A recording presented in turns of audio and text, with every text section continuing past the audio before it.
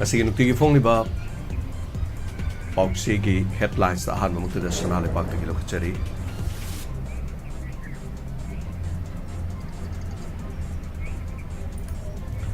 Koki sing na thong maya da sajilak pa bunker liang mai khunja sing na sidokre sengmai laipata koki sing na kapsilak pa do BDF ama sokle. Hindu pauksi na Manipur lenga pu mingsa thiana ba honari haidun lenga na phongdo. Tamram gi ekar chama ga marfu taruk thaba ki ho mang takre. Loinana Sanjib Das na apopi mama hatringe da phamla na ba hona ki haiba wafam ama suyaw. Center of Excellence in Endoscopy accreditation da pikre haiba waro. Yauri loinana Mitop the lam yon da ba ware lo sen so chandra na phongdo waro yauri. Yonako school na CBSE gi consultative meeting pang thukre. Loinana Mahi tamna liglam singbina leiting gi polam kaya marum saduna sel tali haiba wafa maga loinana padam gi headlines su ki militan bomb amadi no wake up sila kre BDF amano maruna panduna sokre loinana the Hindu Pausena Center amadi state lenga pu mingsa thiale haiba state sida khundari ba phurup singi marakta achan mirai nai ni yengba amadi thabak tawba leite haina lenga na phongdorokni sana Lupa Pirambagi Mahut Apava environment Tambirambana Hena Fahena Jakomana Fundok Bal Mukandadev Music College Mahiro Singh Kongjang Sang Sinkre Noneda PMGKAY Gitabak Felore Drug season Abada Manipurna Ani Subada Lady Hina Pradim Kumana Fundok Hairok Taleba Club Loina Mak Chenahanba Laibak Tibani Haiba Warol Amasu Fundok Loina Lao Singu the Mangal Tariba Bishnupur District Lengana Lake Kat Singh Terena CPI and Fundok Manipur Police ki admission process chingjalagani hairi aigi leibak aina kangani haibagi thongna yaudun hingba yaro hani UCM na phongdorokpa warul yauri loinana Soshindra Foundation ama kok thonglaba sing mairo sing taramo kre kanglaipak ki mairagi headlines su angang sing ningthina counseling tongna na ba school khodimakta train torba chain Counselor Thamgada Hana Pradikumana Pondoroti Loinana Ziri Turelda Kuki Nahama Asi Baksang Wina Funkre Koki militants in a no caption Landara with the video person and among when a pardon so have a pharmacy Pauxi Am the Luna Bagauri Lemaramda AR Amasung CRPF Thamba the Yana Krehari Amarum the Kuki militants in a Saramba bunker to Gaikre Amarum the Megitarani Pan Katokrabasingi Ning Sing Numit Hariba Asida Saru Yabiu, Pambina Luchimba, UNL, na Fondorokli, Lenana, Len Tabagi Awaba Mayuk, Nariba Wangsing, Tentagi Miam, the Cheng Pangalo Haina CM Gipuning, Sing Silakli. See the Natana Nuti Ponga Pausi, where Lampaugi headlines, Sukuki, terrorist sing attack Chataba the BDF Amanoina Pale, Lemaramda, AR Hek Laboga Cookie sing no my capsilacre. Mamta Benersi de la Acampet season at the Machin Tiruba Bize Piggy. Mere Avizita ECI na Sokos Notice Pikre. Loina Manipur College Awat pa Poza Amasung Classroom Ipibam Yang Chendrabadi admission Tingzelagani. Tayong Amasung Tamram Ki Home, Taribu Sing the cold storage Samam Tambina Bapamba Pongdorokli. Loina na Manipur Gilan Lepanana Bogohati da Mipam Amapang Tokrabra Haibuang Amagi Mapau Yauri. Manipur gi UZ Group Amagi Kedar Kuntraga Mari Kulai Konana. AR the Changjakre Hyber report Amana Palli. Loinana Sana Sabi Kulgi Kunja Singh the Central Natraga State Forcing Ngaihori Hyber Suzatana Pongdo Powaro Yauri. FMR Chanaki Handabagi Center Gifire Kanabina Nagaland Cabinet na Amuka Suhaijakrari Sana Han Kidaba Center Gifire Kananabagi the Magda Cabinet Amukasu, what at Lokrabo Warol Magaloina. Mapam Kangdana like Kiba Naha Amajiri Turelda Shiba Aksang in the Fangle Haiba Fundoroki. Megitarani Panka Tokrava singing with the Miam Surugabio. UNL na Fundorogli. Aibu Popo Ipadi Mahana Loijarapa Sansing Hundok Lagalanjana Bangam Loi Shirabasuyum the Sizagani Haiduna. CNC Adi Haibo upon the Torbungi Kunja Amagi Mapau Yaw. Loina Nasigi Aroiba Pause on a Fungi headlines Tasu. National Highway the Senkai Hengalapadi Uria Signaba Transporter Amata Lake Tre. Loinana. Hindu Pausena Nakal Namatagi Yang government Maral City, Manipur government Pondoropo Warol Yauri. Loinana Kuki MLA Tarana CC Pur Kangpo Pida Exam Center Hangna Batakshin Kre, Yumda Lin Sangbagi Sang Yamna Hengalakli, Handak Barak ꯁꯥꯕꯒꯤ ꯆꯥꯡ ꯍꯦꯟꯒꯠꯂꯛꯄ ꯑꯁꯤꯅ ꯃꯐꯝ ꯀꯌꯥꯗ ꯂꯤꯟꯁꯤꯡ ꯑꯁꯤ ꯌꯨꯝꯗ ꯆꯪꯕ ꯍꯦꯟꯒꯠꯂꯛꯂꯤ ꯍꯥꯏꯕ ꯃꯄꯥꯎ ꯑꯃ ꯌꯥꯎꯔꯤ ꯂꯣꯏꯅꯅ ꯅꯍꯥꯁꯤꯡꯗ ꯃꯔꯩꯕꯥꯛ ꯐꯨꯔꯨꯞ ꯅꯨꯡꯁꯤꯕꯒꯤ ꯏꯊꯤꯜ ꯄꯤꯕ ꯃꯊꯧ ꯇꯥꯔꯦ ꯁꯅꯥꯖꯥꯎꯕ ꯂꯩꯁꯦꯝꯕꯅ ꯐꯣꯡꯗꯣꯛꯄ ꯋꯥꯔꯣꯜ ꯑꯝꯖꯨꯒꯤ ꯇꯤꯝꯅ ꯊꯌꯣꯡ ꯑꯃꯁꯨꯡ ꯇꯝꯔꯥꯝꯈꯨꯜꯗ ꯆꯠꯇꯨꯅ ꯌꯦꯡꯁꯤꯟꯕꯒꯤ ꯈꯣꯡꯆꯠ ꯄꯥꯡꯊꯣꯛꯈ꯭ꯔꯦ ꯂꯣꯏꯅꯅ ꯅꯤꯡꯊꯧ ꯃꯥꯔꯖꯤꯠꯀꯤ ꯁꯨꯊꯥꯡꯁꯤꯡ ꯕꯪꯒ꯭ꯂꯥꯗꯦꯁꯇ ꯂꯩꯔꯤ ꯍꯥꯏꯕ ꯋꯥꯔꯣꯜ ꯑꯃꯁꯨ ꯌꯥꯎꯔꯤ ꯂꯣꯏꯅꯅ ꯃꯃꯥ ꯍꯥꯠꯂꯨꯕ ꯃꯆꯥ ꯖꯦꯜꯗ ꯊꯥꯖꯤꯟꯈ꯭ꯔꯦ ꯍꯥꯏꯕ ꯋꯥꯔꯣꯜ ꯌꯥꯎꯔꯤ ꯂꯣꯏꯅꯅ ꯃꯄꯥꯟꯒꯤ ꯑꯣꯏꯕ ꯄꯥꯎꯗ ꯍꯦꯖꯕꯣꯂꯥꯅ ꯏꯖꯔꯦꯜꯗ ꯑꯦꯇꯦꯛ ꯇꯧꯕꯗ ꯑꯅꯧꯕ ꯈꯨꯠꯂꯥꯏ ꯁꯤꯖꯤꯟꯅꯈ꯭ꯔꯦ ꯌꯨꯀ꯭ꯔꯦꯟꯅ ꯗ꯭ꯔꯣꯟ 100 ꯍꯦꯟꯅ ꯀꯥꯞꯁꯤꯟꯈ꯭ꯔꯦ ꯂꯣꯏꯅꯅ ꯋꯦꯁ ꯕꯦꯡꯛꯇ ꯏꯖꯔꯦꯂꯤ ꯑꯥꯔꯃꯤꯒꯤ ꯔꯦꯗꯇ 3 ꯍꯥꯠꯈ꯭ꯔꯦ ꯅꯣꯔth ꯀꯣꯔꯤꯌꯥ ꯅꯣꯡꯄꯣꯛ ꯁꯃꯨꯗ꯭ꯔꯗ ꯕꯦꯂꯤꯁꯇꯤꯛ ꯃꯤꯁꯥꯏꯜ ꯀꯌꯥꯃꯔꯨꯝ ꯀꯥꯞꯈ꯭ꯔꯦ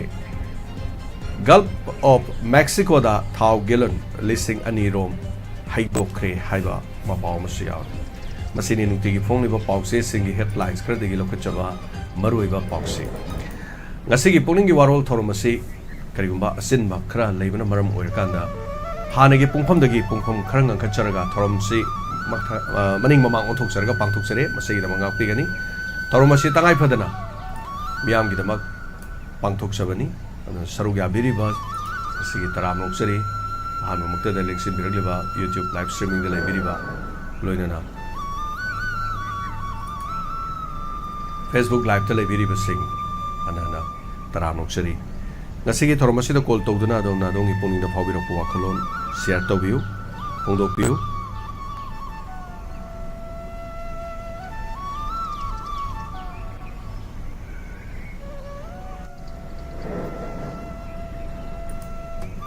ngasigi thormasida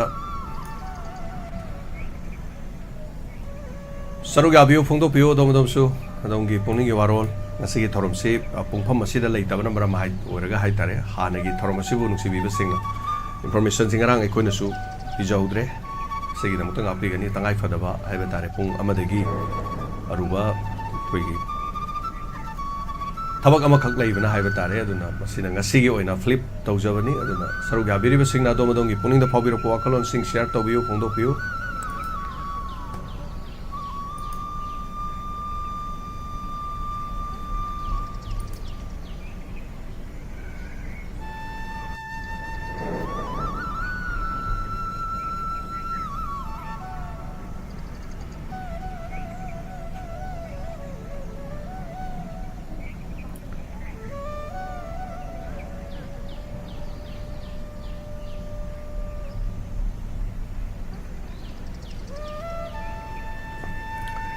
ngasi ngaihakki mamangda moirang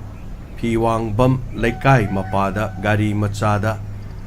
makha pangna chatkhiba couple amagi paisa khara tahobudagi khulle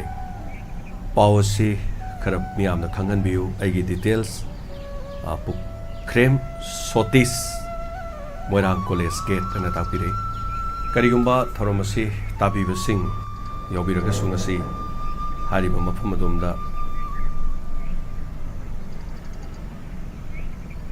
sel tahobo couple yaurgadi madugi chapchaba khudam pibiraga madugi mobile number haitare sel ko khulliba miyoi adu mana puksel sauna habirakpani aduna moirangi khoigi phiwangbam lekai mapada gari machada chatkhiba yaubiragadi hariba couple adugi tahoriba senpham adu sotis pukrem hariba sina sel du khulle aduga hariba du matik chaba praman matik sabadu khudam du pibira ganda sel da lobibu haiba wafam su phongdo pire thagachari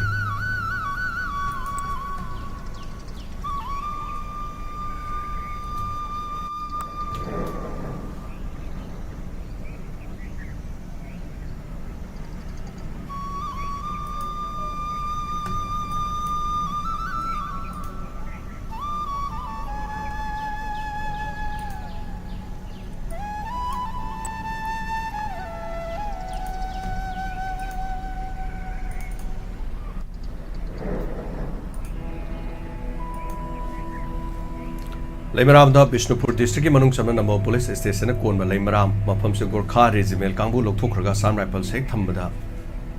yaroi haiduna Leimaram Waroiching amade koiba khunja nupi sina Waroiching da hing yarek tuna akanba khongjang ama sangsilakibadu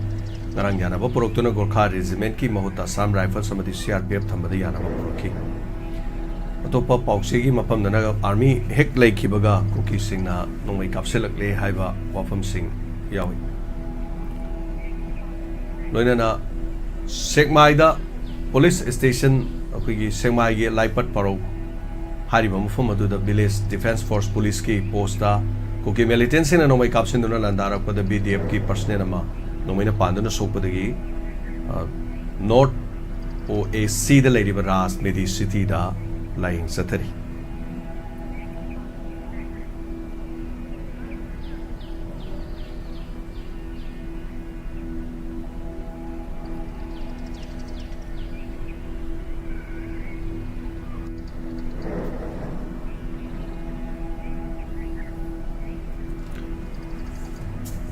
जिरेगी तुरेलदा cookie नहामगे सिबक्सा फंखरे हौकिबा मेगे तारामरी नुमिदांग पुंग निपान तामतमदा मयुमदगी थोकिबा औजि पाव थिबा खंगन लेरकिबा cookie नुपा मसामा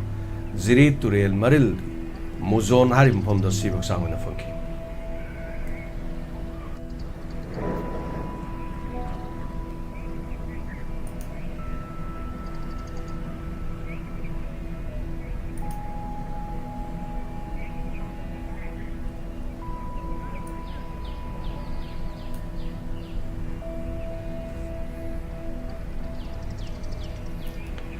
पुंफम खेनबना मरम ओरगा हाइतारे तरुमसिदा call तौबगी चांगवाली अदना ताबिरिबसिंगना call तौबगी खुदोंग साबसि लौबियु अदुगा थरमसे यामना सांगना सथगदबा थरम अमना नत्रेंगा सिगी ओइनादि थरमसे हानगी पुंफमदगी खरा हेना tension हाइबा तारे तंगाइ फदबगी पुंग अमा मतमदा हाइबा तारे अरुब थबक अमा लेबना मरम ओरकांदा थागचरी फेसबुक लाइव ता लेबिरिबसिंग हनाना पंजरी बंगसी नुक्ति की फोंगलिबा पाउसी सिंगी हेडलाइंस मरक्ता अदोमना ताब नुगाइने नबकी मरक्ता की श्लोक चरके हेलो हेलो ओई या बुबीजे बाने पाबो हम कोई का नजरी ngasi yang tina ngang khatla me kamai tai jan ngasi se pung ama tarak yam lu thabam khak lai bai ba tare tawda ba ya da ba ngal la banina और बदुने ngalla mina mayam je khangadra male ba dum kaino nam ta kano hoi amnga ta ta hai ta do aina ikwada haijaning de kaino ngarang beta taya do makha ta rak ta gade ba adu ga ngarang gi koi gi medam hai de ina hari pia una ba ina ma gi awa ba da mating pangni kan hai rak ko do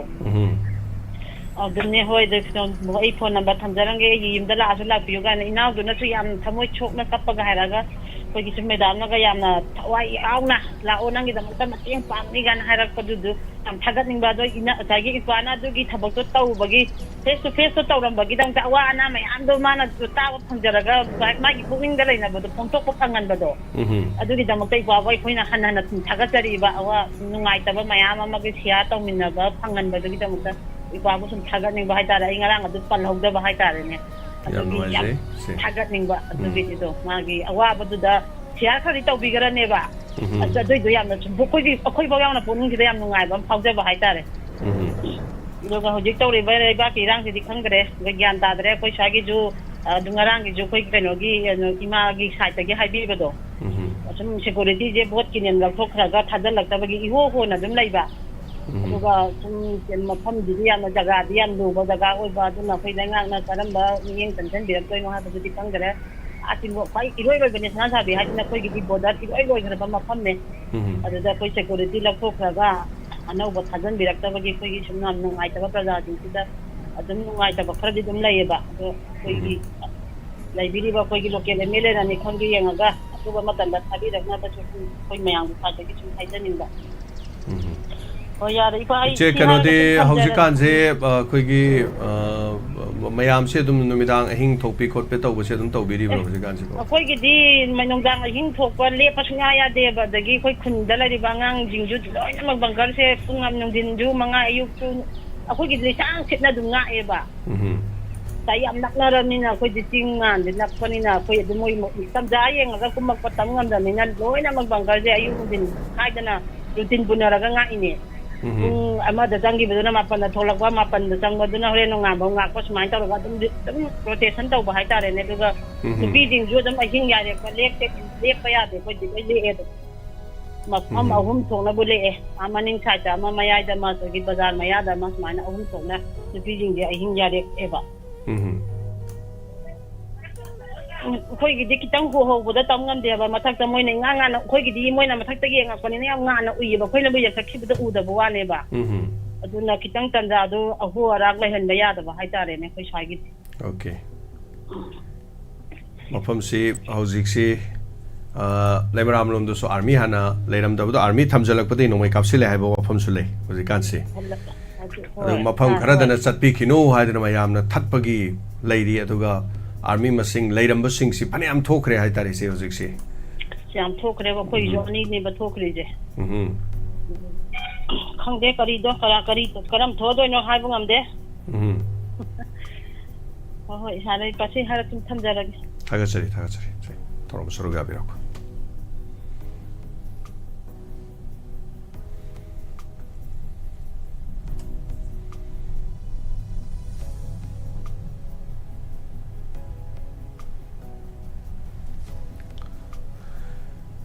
Thagachari, brother Premchand Khetri Mayum, thank you so much. Segi Lupachama Kapirak Pahabatare Hayingsi Segu Benina Sodananda Madi Rina Arambam Thagachari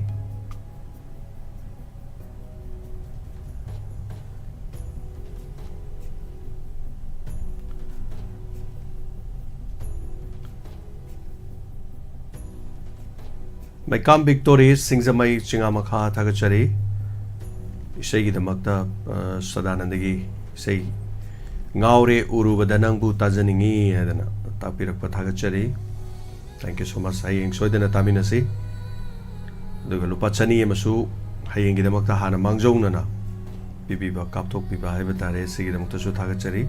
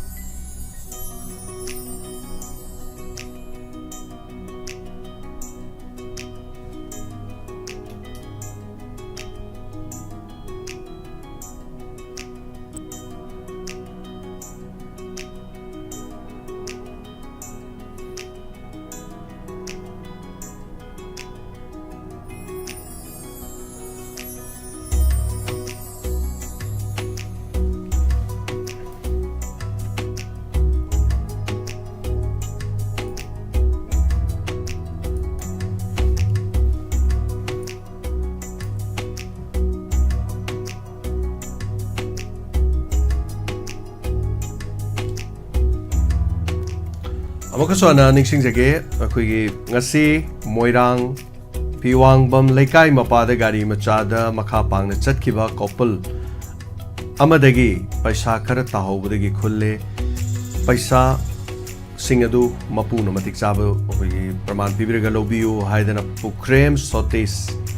Moirang Koles, Getagi Puksel Sauraba, Sina, Shell Kunbi Bagi Habire, Haribasida. Moirangi Piwang Bam Lekai Mapa Power Chatkiba Koppel Sel Tahoba Yargadi Pau Pibiro Haiba Wapum Sini Hanana Thagachari Oren Pung Hanagi Pungpam da Haiba Tare Kuna Torum Owner Pumatamda Mayam Sweden doing a sea Pukning Warol to the Carita and Mayam Sweden Hirakani Hatare Adu Tangai for the Haibatare Pung Ama Krahin, but they get Tormama Levin, Maramorkan and a Sigo in a flip to Germany. Thagachari, adu yobi ribasing, yakang mayam gi call ngai jage, Pukning Gee Warol ge number si call tobiu, screen da laser, adom puning the phobia of call fang the makai, Tanja Silor Kanda, Kudong Sab Lobiu, the Makata Torum Sing, a sigi, Pumpamas the labor Torum Sing on Tok Sabani. The ꯍꯥꯏꯔꯤꯕ ꯊꯧꯔꯝꯁꯤ ꯍꯦꯛ ꯂꯣꯏꯕꯗꯒꯤ ꯄꯨꯡ 12 minute ꯈꯔ ꯍꯦꯜꯂꯛꯄ ꯃꯇꯝꯗꯨꯗꯒꯤ ꯃꯌꯥꯝꯒꯤ ꯑꯗꯨꯃꯛ ꯊꯧꯔꯝ ꯃꯈꯥ ꯆꯠꯊꯖꯒꯅꯤ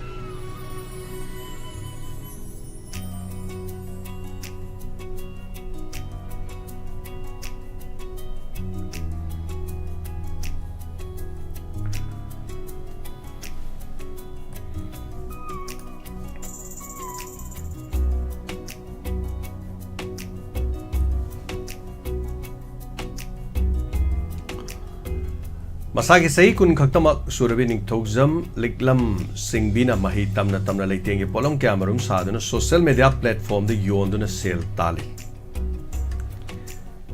Hello. Hello. Taram luksari. Sir, thagat kari ay chengman dagi langlen tola sir. Langlen ton habiyo kari habiningi. Sir, hayeng Sadanandangi isay lay habida yam nungay jay na hay phongtok chapani sir. Sadanandagi.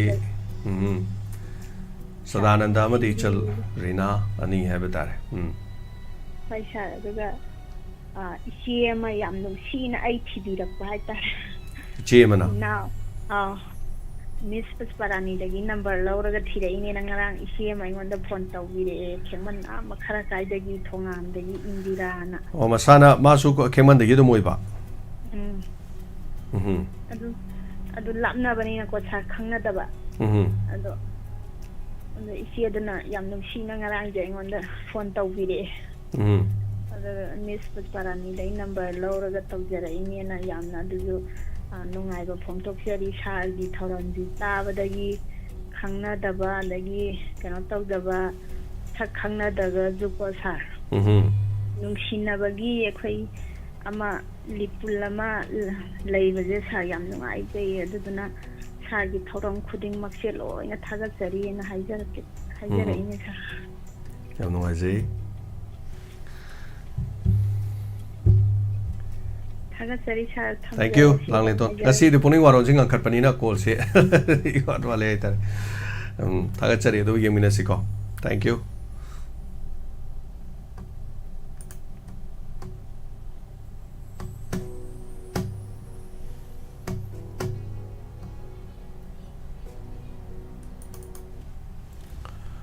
Hello, madam. Hello, sir. Ai ulau lai ram lai kai dagi ilo tama lai sam sar kai kun jari sar ahan ma makta da ko yam nungai jai ngasi je sar ngan chali jai ta ba wal ho bana ra kari na noi kitang ka da sar chathu ka do lai bi bra hoi ngasi si aruba ma haiba tare antak si khara asumaina nongoni ni adum khara yaw ga dori adagi satok chachin adagi lai dena ko punsi je dum hingbada makhan hai tare case की वो करीगी वो अमगी वो खरा सतोक चसिन खरा तौद बे तो सेंटोक सेंजन अदा खोइना Lepa Yadav करीगु मतमदा अखोगी high तारे ने सिगी मतमदा तौब थबक हाइबदा खोइगी ने थबक से हेना लुब सुन याकपसु यावरे हाई तारे अदु याम तांगना थोकपने सिगु मसे मरम तम यारप मतमदा मयाम खरा खामिना रसी ना हाइजब तारे अदु थोरम से सोयहन इंगदबदे हाई तारे खितंग अंखलगा सुंतौ तौरोइदौ सरुपुदि खितंग तौजरमगे मयामगी पुनिंगदा करी करी फाउबिबाना तौजरिबनी याम नोइजे मैडम सरुगा बिरपो थागत चरी सार थौरम लेपि दबगी दमक्ता अदो ngarang sisu ai kol je baching khang da gai tawjaba sar ko akoigi medam yai leima ko hari pia magi kaino thoram do medam unabagi do aduki mati akoi nuai ye sar haibadi mangon-dagi top-top ko tongan ba mahaw ama akoigi nupi jingda thengnari ba ko akoigi social stigma discrimination gi matang da ko haibadi mayumda halaga laiba adagi di mawa mapuroi ba laihidraba jinga thengnari ba awaba sigi maramda dai mana ju dum wari otai sanaraga adum kaino pibi ba ko akoigi wakhallon magi sia tawbi ba adagi di kaino tawbi ba do yamna thagat chayaba medam du buju aduga aina ju yamna ngaujaba akoigi medam kaino je hari priya je kaino da elite tv gi ma je sar moderator ju oi ko ado managa hangak wahang je koi khangprek khangba koi penel ni singje chidai de hekta koi na miyan naga hekta hangan ba hayan ba phongdok ning ba wahang jingje heta dum hangne ba ta ba da koi gi yamna miki lai ki da ba koi medam gi masada ama yauri ba adugi chap chaba kainodo ngarang maka personal oina sarga unabiraga face to face da medan na phongtok pirak paduga akoina khalambado aduga yam hena chap chanarambado adugi wani da sar yam thaga chari makha tabada jodum sigumba yamna phajaba dum akoi kunaida adai maruina nupi oi bising na thengnari ba akoi kaino jingje problem jingje masak se munna nungpan khangna ko akoi nung pan hauna akoi adum manung mapan naidanaga medam naga akoi pirakpa mayamda magi wakhallondo share da torakdo yam phajaba hai tare he kanagumba na ngang thokpada ngammaroi da wadu medam naga sat akoi yamna kaino oina du ngang thorakpa ko tabada yam nungai jai sar aduga sar akoi kainogi hayeng ni ko sa sadanandaga akoi rina kainoga arambam aw nuang sitka lien ga tara di mukta pada di ngai roi doi ne ba sar adu lak pidra di fani oi madu da lak pidra di ngai ni hai tare hoi yam thaga chari sar ai ju dum angam ba ko yam na di huji kan je sar kitang di kaino tawdri ko sian tum di kitang kaino tawdi dum angam ba kaino tawjara ki ko sar karib ta kai de hoi pamanga tara yang kai sama ko kai yam da hoi hoi kai sum ta kai de akoina tawjari su dum maina punsala kanda koigi haiba tare ni ko dum maina mayam na dum khanga ba wafam ne jari mateng pangna na bani koigi hauji thengnari ba singa si hai tare hoi ado aina phongdok chaningba amadi le sar koigi live ta laibiri ba kaidori ba jing junong phado koigi live ta di dum wari paksa da chana ba ko akoi adum kaino tawna yam free frank oina do nong phadok su koigi mayam da dum khonjian ta han biraga dum sumaina hangi kaidori nge je adum phongdok ning ba wa je phongdok haninge ba ado akoi ji adum sa ta jara bane ba dum yawona raga laira bane ba aduna khangye ba live ta kana lai adai kana yaudi je dum khangye ba ko sa ado haga jari sa si hairaga saigi kol hang ba ji ai wari yam nungai ba lining ba di le ado ngasi di mi je khatang yam de mi yam kan do li rage sa hoi ngasi loi thokra di ta hog da bane yam ne ba ngasi aduma hayeng ta ga do mi yam kan do li jarage sa thamjarage ngasi gi di adum makha ta jage haga jari sa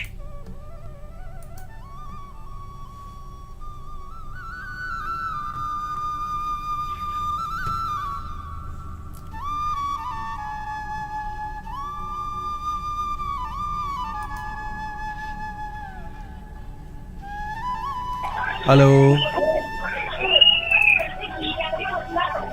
Hello. Hello sir. Taram nuksari. Ai wabagai kada tete namar ko meno. Ngasigi ajo ngasai lapta ai kana sangda dre yang jauh dre ba hoji whatsapp ta kana message samala ai na yang danen malagi oi ba Pukning Gee Warol haure hai ba ai na kai no hai bona yeng bane ba ko na khangda bani na dum hangjage hanga loi re na hai gi bane ba ko adu do bo mapung phana dum hana kum na pangthok pi gadra ba yam chauna dum dang da tawbadi de kashu tawroroi adum dadi dubu kari khara khoigi mamingi oina khara sum tawjagada ba hai tare ne mayam sum pullaga khoigi donor yauribenge dum khara lapiraga koi sigi sang masam le se sum sak mai takna ba khotpa masa moina sum pangthokna ba hai tare hakum su pangthok kidre adu maina hai tare yam chauna khoigi dum dang tawdana tawbadi ka hena di tawroroi mamingi oina de dum khara dum tawrani hai tare mayam dum lakpi ai dum laga koi sumang da kari da swai da dum khallaga phaminaraga hai tare lampak ta kari da puthokna function chauna tawbadi nungai dong mande hajari ba hoi the studio manung da dum akoi dum studio manung da pochai dum khilaga kolaga tawga tawbudo maina yeng se mayam naksalak ko hojik makti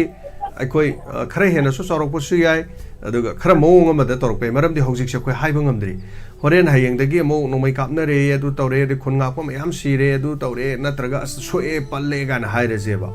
adu ma thodo wa thom thola de khoina dukan da tawru ba yara roeba aduna hauji pokti thokpidri thokta ba su oijanu aduga hena adom da haitare ne hojik thamuk walim ni ne yam kana haijalu ba yadre haitare kana naksala ka da dum yam dum haijara ke afabada dum yak fabada oimina na ba khoi madum mana maroina tawro se hoi aduga ne aroi bidam tang haijaning bida aina khoi mayam gi manung da ꯍꯦꯟꯅ ꯆꯥꯎꯅ ꯑꯩꯈꯣꯏ ꯀꯩꯅꯣ diamond ꯇꯤꯚꯤꯒꯤꯗ ꯃꯇꯦꯡ ꯄꯥꯡꯕꯤꯔꯛꯂꯤꯕ ꯌꯥꯝ ꯆꯥꯎꯕꯒꯤ ꯃꯥꯏꯀꯩꯗ ꯍꯥꯏꯔꯒ ꯑꯗꯨ ꯃꯤꯑꯣꯏꯁꯤꯡꯗꯣ ꯑꯗꯨꯛꯀꯤ ꯃꯇꯤꯛ ꯌꯥꯝꯅ ꯍꯔꯥꯎꯖꯩ ꯑꯩꯈꯣꯏꯅ ꯄꯦꯟꯖꯩ ꯅꯣꯛꯆꯩ ꯍꯥꯏꯕꯁꯦ ꯑꯃꯗꯤ ꯊꯝꯖꯒꯦ ꯂꯣꯏꯖꯔꯒꯦ ꯁꯥꯔ ꯌꯥꯝ ꯅꯨꯡꯉꯥꯏꯖꯩ ꯍꯥꯏꯕꯗꯤ ꯃꯌꯥꯝ ꯃꯇꯦꯡ ꯄꯥꯡꯕꯤꯕ ꯃꯌꯥꯝꯗꯨ ꯂꯩꯕꯅꯅꯦ ꯑꯩꯈꯣꯏꯅ ꯉꯝꯖꯔꯤꯁꯦ ꯍꯥꯏꯇꯥꯔꯦ ꯑꯗꯨꯅ ꯊꯥꯒꯠꯆꯔꯤ ꯊꯦꯡꯛ ꯌꯨ ꯁꯣ ꯃꯆ ꯉꯁꯤꯁꯨ ꯌꯥꯝ ꯆꯥꯎꯔꯕ ꯑꯗꯨꯝ ꯃꯇꯦꯡ ꯍꯥꯏꯕ ꯇꯥꯔꯦ ꯆꯥꯎꯔꯕ ꯃꯇꯦꯡ ꯄꯥꯡꯕꯤꯔꯝꯃꯦ ꯏꯃꯥ ꯑꯃ ꯑꯩ ꯉꯥꯏꯍꯥꯛ ꯂꯩꯔꯒ ꯎꯠꯆꯔꯛꯀꯦ ꯍꯜꯂꯣ ꯁꯥꯔ ꯃꯣꯔꯅꯤꯡ ꯁꯥꯔ ꯇꯔꯥꯃꯨꯛꯆꯔꯤ ꯑꯣꯖꯥ ꯀꯝꯕ ꯁꯥꯔ ꯑꯩꯁꯦ ꯌꯥꯝꯅ ꯑꯩꯈꯣꯏꯒꯤ ꯅꯤꯡꯉꯝꯗꯕ ꯍꯥꯏꯒꯗ꯭ꯔꯥ ꯑꯩꯈꯣꯏꯒꯤ ꯍꯧꯈꯤꯕ ꯑꯩꯈꯣꯏꯒꯤ ꯇꯣꯅꯔ ꯕꯤꯁꯁꯦ ꯑꯩꯈꯣꯏꯒꯤ ꯃꯊꯪꯒꯤ 2023ꯒꯤ ꯑꯗꯨꯗ ꯑꯩꯈꯣꯏꯒꯤ ꯂꯥꯛꯇ꯭ꯔꯤꯉꯩ ꯃꯃꯥꯡꯗ ꯑꯃ ꯇꯥꯈꯤꯀꯣ ꯃꯗꯨꯗ ꯑꯩꯈꯣꯏ ꯃꯌꯥꯝ ꯂꯥꯛꯁꯤ ꯀꯥꯟ ꯇꯧꯅꯔꯒ ꯂꯥꯛꯈꯤꯗꯕꯒꯤ ꯋꯥ ꯑꯃ ꯂꯩꯕ ꯑꯩ ꯍꯧꯖꯤꯛꯐꯥꯎ ꯑꯩ ꯊꯃꯣꯏꯃꯨꯛꯇ ꯂꯩꯔꯕꯅꯤ ꯑꯩꯈꯣই ꯑꯩꯁꯦ ꯁꯨꯝ ꯂꯩꯔꯝꯕꯗꯒꯤ ꯑꯩꯈꯣꯏ ꯏꯆꯟ ꯇꯤꯂꯣꯇꯃꯥꯅ खर ngangakpudura isu as angtari thoga wari saragena hariba yawi be ai live tadi mayam yawi aduga mayam thokpado adun lo leirena kainogi atai tonar mitu atai da laga khoije tonar yaujage adagi icha hing mayam sakhangna jage aina khalambadagi act me thaida chat irang laga tokhibani ko adagi jahi dai lake tawdamane hantakti mayam punba yabagi leiragadi akoi boina laksena iga satore oh khara naksalaga dum mayam da nungaina ba dum khara haizarake ko da koi soidana khara de dum pundi pullani maram di punda ba kuire chahi ma pura phaba sina koi donor da su lap thokna bagi keno ma leire ba ado masi donor singi haiba tare hoi ado donor singi de muk tawi ado koi donor si yaw da singi jo no haira kane do karim to kai ba leite koi dum khara pullaga mixer loi to yaw min da bi karim to kai ba leite hai tare na to keno ai kenom to gang jage ai khoi gi imung manung punna donor si yaw jere ko ado jeki thajek hiba photo sing du yara tra kamai to bono passport lo yola ka dabra yani yani da do dum yani oh ado join kano di photo di hapri ba ko oh far sum aina hangjaning ba to ga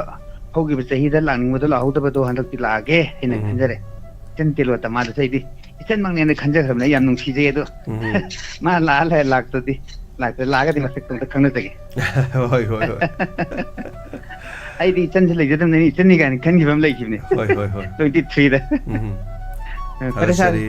tamjare sir, thank you sir. Thank you. Oza, yam nuai jai, roma pung pan bi bagi dama. Thank you.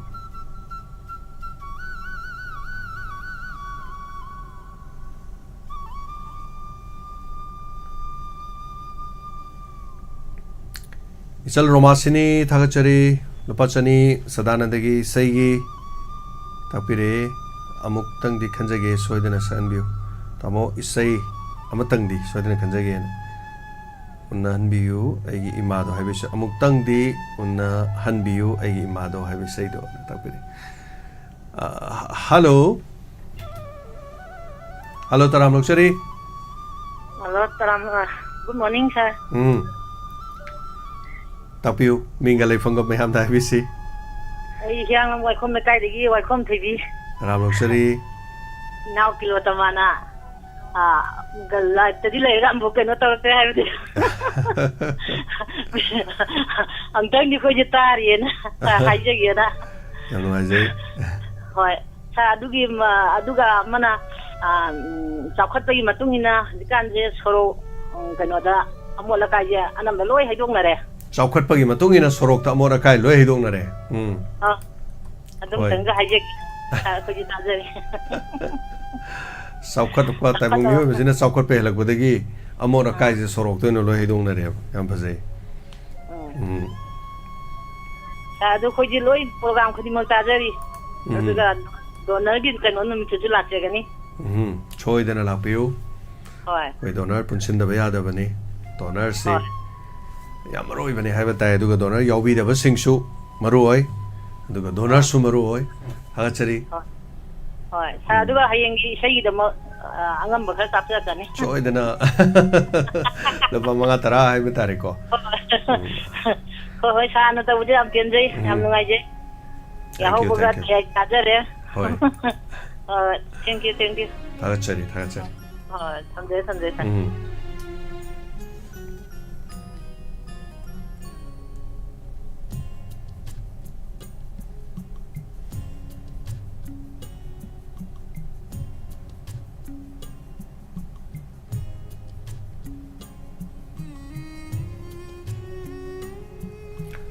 ngarang pangthokkiba thorom adugi matungda Haripriyagi thorom pangthokkhibagidamak sel sing yam call yamna tawbi number lobiningba leirasu dum message thabiu hello sir ai kumbijagi nirodani sir niroda tapiu sir kenogi ko inspector tayagi ko suggestion macha amtang tawjage taw habiu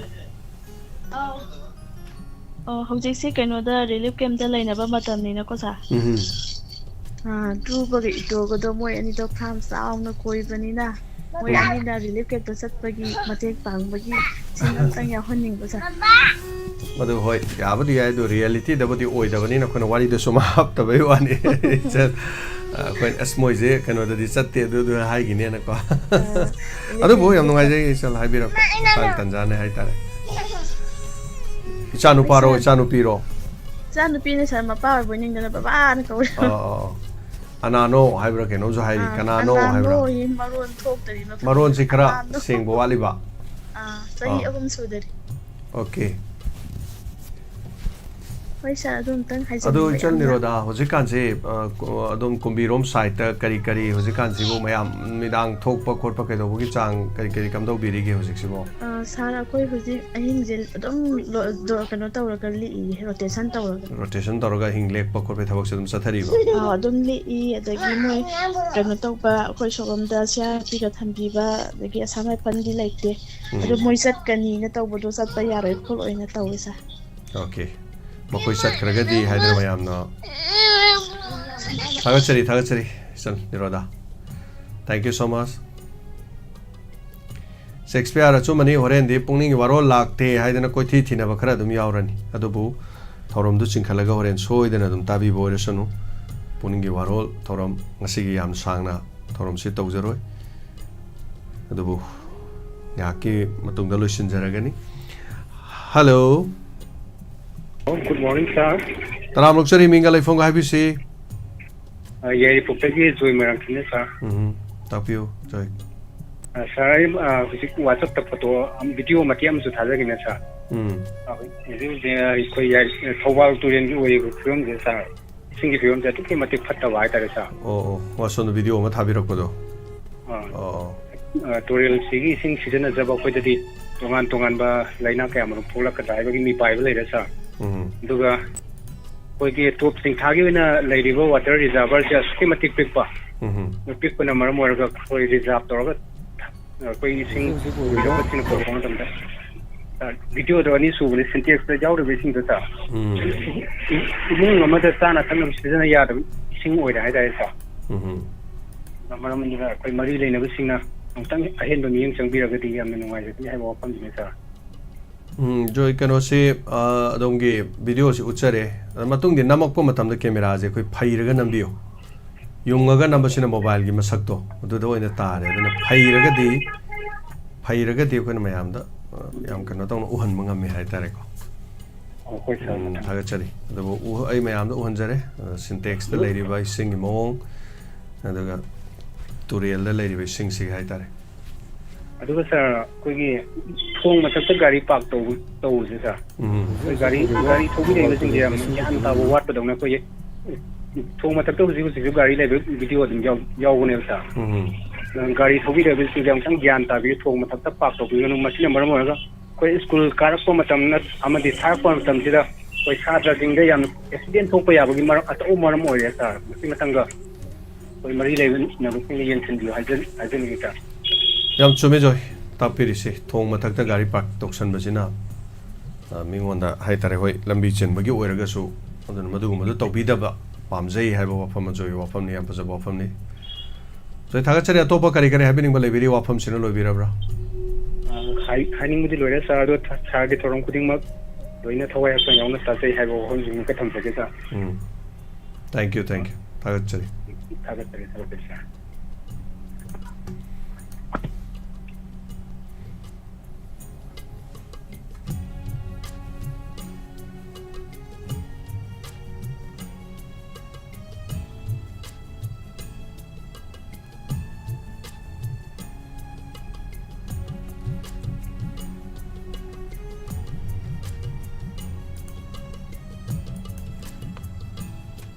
ꯁ꯭ꯀ꯭ꯔꯤꯟꯗ ꯎꯠꯆꯔꯤꯕ ꯏꯃꯥꯁꯤ ꯃꯌꯥꯝ ꯏꯃꯥꯁꯤꯒꯤ ꯃꯔꯝꯗ ꯈꯔ ꯍꯥꯏꯖꯔꯛꯀꯦ ꯏꯃꯥꯁꯤ ꯍꯥꯟꯅꯁꯨ ꯑꯩꯈꯣꯏꯒꯤ ꯗꯥꯏꯃꯟꯒꯤ ꯁꯤꯗꯩꯗ ꯂꯨꯄꯥ 10,000 ꯑꯃꯁꯨ ꯃꯇꯦꯡ ꯄꯥꯡꯕꯤꯈ꯭ꯔꯕꯅꯤ ꯑꯗ ꯏꯃꯥꯁꯤ ꯉꯁꯤ ꯉꯥꯏꯍꯥꯛꯀꯤ ꯃꯃꯥꯡ ꯐꯥꯎꯕꯗ ꯂꯥꯛꯄꯤꯔꯝꯃꯤ ꯏꯃꯥꯁꯤꯅ ꯑꯩꯈꯣꯏꯗ ꯌꯥꯝ ꯆꯥꯎꯔꯕ ꯁꯦꯟꯐꯝ ꯑꯃꯁꯨ ꯇꯦꯡꯕꯥꯡꯕꯤꯔꯝꯃꯤ ꯄꯥꯡꯊꯣꯛꯄ ꯉꯝꯖꯗꯕ ꯑꯩꯈꯣꯏꯅ ꯃꯤꯒꯤ ꯃꯇꯦꯡ ꯄꯥꯡꯕ ꯈꯣꯠꯄ ꯇꯧꯕꯁꯤꯗ ꯄꯥꯡꯊꯣꯛꯄ ꯉꯝꯖꯗꯕ ꯍꯥꯏꯕ ꯇꯥꯔꯦ ꯑꯩꯈꯣꯏꯅ ꯁꯦꯜ ꯂꯩꯇꯕꯗꯒꯤ ꯑꯗꯨꯕꯨ ꯍꯥꯏꯔꯤꯕꯁꯤꯡꯁꯤꯗ ꯏꯃꯥꯅ ꯃꯇꯦꯡ ꯄꯥꯡꯕꯤꯔꯝꯕ ꯑꯗꯨꯒꯤꯗꯃꯛꯇꯁꯨ ꯊꯥꯒꯠꯆꯔꯤ ꯏꯃꯥ ꯍꯟꯅ ꯏꯃꯥꯒꯤ ꯆꯥꯎꯔꯕ ꯃꯇꯦꯡꯁꯤꯅ ꯑꯩꯈꯣꯏꯅ ꯄꯥꯡꯊꯣꯛꯄ ꯉꯝꯗꯕ ꯀꯌꯥ ꯃꯔꯨꯝ ꯑꯗꯨ ꯄꯥꯡꯊꯣꯛꯄ ꯉꯝꯅꯅꯕꯒꯤ ꯑꯩꯈꯣꯏꯒꯤ ꯄꯨꯝꯅꯃꯛꯇꯨ ꯇꯥꯏꯕꯪ ꯃꯄꯨꯅ ꯄꯤꯅꯕꯤꯕ ꯑꯣꯏꯁꯅꯨ ꯑꯗ ꯏꯃꯥꯁꯤꯒꯤ ꯃꯃꯤꯡꯁꯤ ꯑꯩꯒꯤ ꯏꯃꯥꯒꯁꯨ ꯃꯃꯤꯡ ꯃꯥꯟꯅꯕ ꯍꯥꯏꯕ ꯇꯥꯔꯦ ꯏꯃꯥ ꯑꯗ ꯏꯃꯥꯁꯤ ꯑꯩꯈꯣꯏꯒꯤ ꯄꯣꯠꯁꯪꯕꯝ ꯑꯗꯨꯒ ꯅꯤꯡꯊꯦꯝꯆꯥ ꯑꯣꯡꯕꯤ ꯁꯔꯣꯖꯤꯅꯤ ꯁꯒꯣꯜꯕꯟꯒꯤ ꯑꯩꯈꯣꯏ ꯕꯤꯖꯣꯏ ꯒꯣꯕꯤꯟꯒꯤ ꯃꯐꯝ ꯑꯁꯤꯗ ꯂꯩꯕ ꯏꯃꯥꯅꯤ ꯑꯗꯨꯒ ꯏꯃꯥꯁꯤꯅ ꯑꯩꯈꯣꯏꯗ ꯌꯥꯝꯅ ꯆꯥꯎꯔꯕ ꯍ꯭ꯌꯨꯁ ꯑꯦꯃꯥꯎꯟ ꯑꯃ ꯍꯥꯏꯇꯥꯔꯦ 50,000 ꯏꯃꯥꯁꯤ ꯉꯥꯏꯍꯥꯛꯀꯤ ꯃꯃꯥꯡꯗ ꯑꯩꯈꯣꯏ ꯁꯤꯗ ꯑꯌꯨꯛ ꯑꯉꯟꯕꯗ ꯂꯥꯛꯄꯅꯤ ꯏꯃꯥꯁꯦ ꯍꯥꯟꯅ ꯏꯟꯐꯣꯔꯃꯦꯁꯟ ꯄꯤꯗꯦ ꯑꯗꯣ ꯉꯁꯤꯁꯦ ꯑꯩꯒꯤꯁꯨ ꯌꯥꯝ ꯆꯤꯟꯕ ꯅꯨꯃꯤꯠ ꯑꯃ ꯑꯣꯏꯈꯤꯕ ꯉꯁꯤꯁꯦ ꯑꯗꯨꯃꯛꯅ ꯄꯨꯛꯅꯤꯡꯒꯤ ꯋꯥꯔꯣꯜꯁꯤ ꯐꯥꯎꯕꯗ ꯉꯁꯤꯁꯦ ꯉꯥꯡꯈꯠꯆꯔꯤꯕꯅꯤ ꯍꯥꯏꯇꯥꯔꯦ ꯑꯗꯣ ꯌꯥꯝ ꯅꯨꯡꯉꯥꯏꯖꯔꯤꯕꯗꯤ ꯏꯃꯥꯁꯤꯅ ꯑꯩꯈꯣꯏꯅ ꯄꯥꯡꯕ ꯉꯝꯗꯕ ꯑꯩꯈꯣꯏꯅ ꯇꯧꯕ ꯉꯝꯗꯕ ꯊꯕꯛ ꯈꯔ ꯂꯩꯖꯕꯗꯨ ꯏꯃꯥꯁꯤꯅ ꯃꯔꯝ ꯑꯣꯏꯔ ꯉꯝꯍꯟꯒꯗꯧꯔꯦ ꯑꯗꯨꯒ ꯃꯍꯥꯚꯥꯔꯠꯀꯤ ꯑꯩꯈꯣꯏꯅ ꯎꯅꯖꯈꯤꯕ ꯍꯥꯏꯕ ꯇꯥꯔꯦ ꯃꯔꯨꯑꯣꯏꯕ ꯑꯣꯖꯥ ꯒꯨꯔꯨꯁꯤꯡ ꯑꯗꯨꯒꯤ ꯑꯣꯖꯥ ꯒꯨꯔꯨꯁꯤꯡ ꯑꯗꯨꯒꯁꯨ ꯊꯧꯔꯝ ꯑꯃ ꯇꯧꯅꯅꯕꯒꯤ ꯃꯗꯨꯒꯤ ꯁꯦꯜ ꯐꯥꯎꯕ ꯌꯥꯎꯅ ꯍꯥꯏꯇꯥꯔꯦ ꯏꯃꯥꯁꯤꯅ ꯈꯨꯠꯁꯤꯟꯅꯕꯤꯔꯦ ꯗꯥꯏꯃꯟꯒꯤ ꯃꯐꯝ ꯑꯁꯤꯗ ꯂꯥꯛꯄꯤꯗꯅ ꯃꯌꯥꯝ ꯏꯃꯥꯁꯤꯒꯤꯗꯃꯛ ꯑꯆꯧꯕ ꯑꯍꯧꯕ ꯈꯨꯕꯥꯛ ꯑꯃꯇꯪ ꯈꯨꯕꯤꯌꯨ ꯑꯗꯨꯒ ꯏꯃꯥꯁꯤꯅ ꯄꯤꯕꯤꯕ ꯃꯇꯦꯡꯁꯤꯅ ꯑꯩꯈꯣꯏꯅ ꯇꯧꯖꯔꯛꯀꯗꯕ ꯊꯕꯛꯇꯨ ꯑꯩꯈꯣꯏꯅ ꯃꯊꯪ ꯐꯣꯇꯣ ꯚꯤꯗꯤꯑꯣꯒ ꯂꯣꯏꯅꯅ ꯎꯠꯆꯔꯛꯈꯤ ꯑꯗ ꯏꯃꯥꯒꯤ ꯏꯃꯨꯡ ꯃꯅꯨꯡ ꯍꯥꯏꯇꯥꯔꯦꯀꯣ ꯏꯆꯥꯅꯨꯄꯤꯁꯤꯡꯒ ꯂꯣꯏꯅꯅꯁꯨ ꯂꯥꯛꯄꯤꯗꯅ ꯉꯥꯏꯍꯥꯛꯀꯤ ꯃꯃꯥꯡ ꯐꯥꯎꯕꯗ ꯂꯥꯛꯑꯝꯕꯅꯤ ꯑꯗꯣ ꯏꯃꯥꯁꯦ ꯍꯥꯟꯅ ꯍꯥꯏꯔꯛꯇꯕꯅ ꯃꯔꯝ ꯑꯣꯏꯔꯀꯥꯟꯗ ꯍꯥꯏꯇꯥꯔꯦ ꯑꯗꯨꯒ ꯊꯥꯒꯠꯆꯔꯤ 50,000 ꯏꯃꯥꯅ ꯄꯤꯕꯤꯔꯛꯄ ꯁꯤꯅ ꯑꯩꯈꯣꯏ ꯃꯍꯥꯚꯥꯔꯠꯀꯤꯗꯨꯁꯨ ꯁꯤꯟꯕꯤꯌꯨ ꯍꯥꯏꯗꯅ ꯇꯥꯛꯄꯤꯔꯦ ꯑꯗꯨꯅ ꯃꯌꯥꯝ ꯄꯨꯝꯅꯃꯛ ꯃꯍꯥꯚꯥꯔꯠꯁꯤ ꯂꯥꯏꯚ ꯑꯣꯏꯅ ꯍꯥꯏꯇꯥꯔꯦ ꯑꯩꯈꯣꯏꯒꯤ ꯚꯤꯝ ꯁꯥꯕ ꯑꯗꯒꯤ ꯑꯇꯩ ꯍꯥꯏꯇꯥꯔꯦꯀꯣ ꯗꯨꯔꯖꯣꯙꯟ ꯁꯥꯕ ꯑꯗꯒꯤ ꯑꯣꯖꯥ ꯕꯤꯁ꯭ꯋꯥꯃꯤꯇ꯭ꯔ ꯍꯣꯏ ꯀꯔꯤ ꯍꯣꯏ ꯇꯧꯔꯀꯥꯟꯗ ꯑꯩꯈꯣꯏ ꯊꯧꯔꯝ ꯑꯃ ꯁꯣꯏꯗꯅ ꯁꯤꯟꯅꯅꯕꯒꯤ ꯍꯥꯏꯇꯥꯔꯦ ꯃꯗꯨꯒꯤꯗꯃꯛꯇꯁꯨ ꯏꯃꯥꯅ ꯁꯤꯟꯕꯤꯔꯝꯕ ꯑꯗꯨꯒꯤ ꯍꯟꯅ ꯊꯥꯒꯠꯆꯔꯤ ꯏꯃꯥ ꯁꯔꯣꯖꯤꯅꯤ ꯑꯗꯨꯒ ꯏꯃꯥꯒꯤ ꯀꯠꯊꯣꯛꯄ ꯑꯁꯤꯅ ꯍꯥꯏꯇꯥꯔꯦ ꯑꯩꯈꯣꯏꯅ ꯉꯝꯖꯗꯕꯁꯤꯡ ꯊꯕꯛ ꯑꯣꯏꯅ ꯄꯥꯡꯊꯣꯛꯆꯔꯛꯀꯦ ꯊꯕꯛ ꯑꯣꯏꯅ ꯎꯠꯆꯔꯛꯀꯦ ꯑꯗꯨꯅ ꯑꯆꯧꯕ ꯈꯨꯕꯥꯛ ꯑꯃꯇꯪ ꯏꯃꯣꯖꯤꯅ ꯑꯍꯧꯕ ꯈꯨꯕꯥꯛ ꯑꯃꯇꯪ ꯗꯥꯏꯃꯟ ꯇꯤꯚꯤꯗ 50,000 ꯏꯃꯥꯁꯤꯅ ꯃꯇꯦꯡ ꯄꯤꯕꯤꯕ ꯑꯩꯈꯣꯏꯅ ꯁꯤꯖꯤꯟꯅꯅꯕ ꯅꯠꯇꯦ ꯑꯩꯈꯣꯏꯅ ꯇꯦꯡꯕꯥꯡꯅꯅꯕꯅꯤ ꯃꯤꯌꯥꯝꯒꯤ ꯃꯍꯥꯚꯥꯔꯠ ꯇꯥꯟꯅꯅꯕꯅꯤ ꯑꯗꯨꯒ ꯑꯩꯈꯣꯏꯗ ꯍꯥꯏꯔꯛꯄꯗ ꯍꯥꯏꯇꯥꯔꯦ ꯃꯌꯨꯝ ꯃꯀꯩꯗ ꯍꯟꯗꯛꯀꯤ ꯁꯣꯛꯂꯤꯕ ꯈꯣꯠꯂꯤꯕ ꯑꯗꯨꯒ ꯍꯟꯗꯛꯀꯤ ꯑꯦꯛꯖꯥꯝꯒꯤ ꯀꯔꯤꯒꯤ ꯈꯖꯤꯛ ꯁꯥꯇ꯭ꯔꯁꯤꯡꯗ ꯑꯩꯈꯣꯏꯅ ꯊꯦꯡꯅꯖꯔꯤꯁꯤꯗ ꯈꯤꯇꯪ ꯃꯇꯦꯡ ꯄꯥꯡꯅ ꯂꯣꯏꯅ ꯊꯨꯡꯅꯕ ꯑꯗꯨꯝ ꯑꯩꯈꯣꯏ ꯍꯣꯠꯅꯖꯔꯛꯀꯦ ꯍꯥꯏꯕꯁꯦ ꯑꯗꯨꯅ ꯏꯃꯥ ꯁꯔꯣꯖꯤꯅꯤ ꯁꯒꯣꯜꯕꯟ ꯕꯤꯖꯣꯏ ꯒꯣꯕꯤꯟꯗꯗꯒꯤ ꯏꯃꯥ ꯄꯣꯠꯁꯪꯕꯝ ꯅꯤꯡꯉꯣꯜ ꯅꯤꯡꯊꯦꯝꯆꯥ ꯑꯣꯡꯕꯤ ꯏꯃꯥ ꯁꯔꯣꯖꯤꯅꯤ ꯁꯣ ꯃꯌꯥꯝꯅ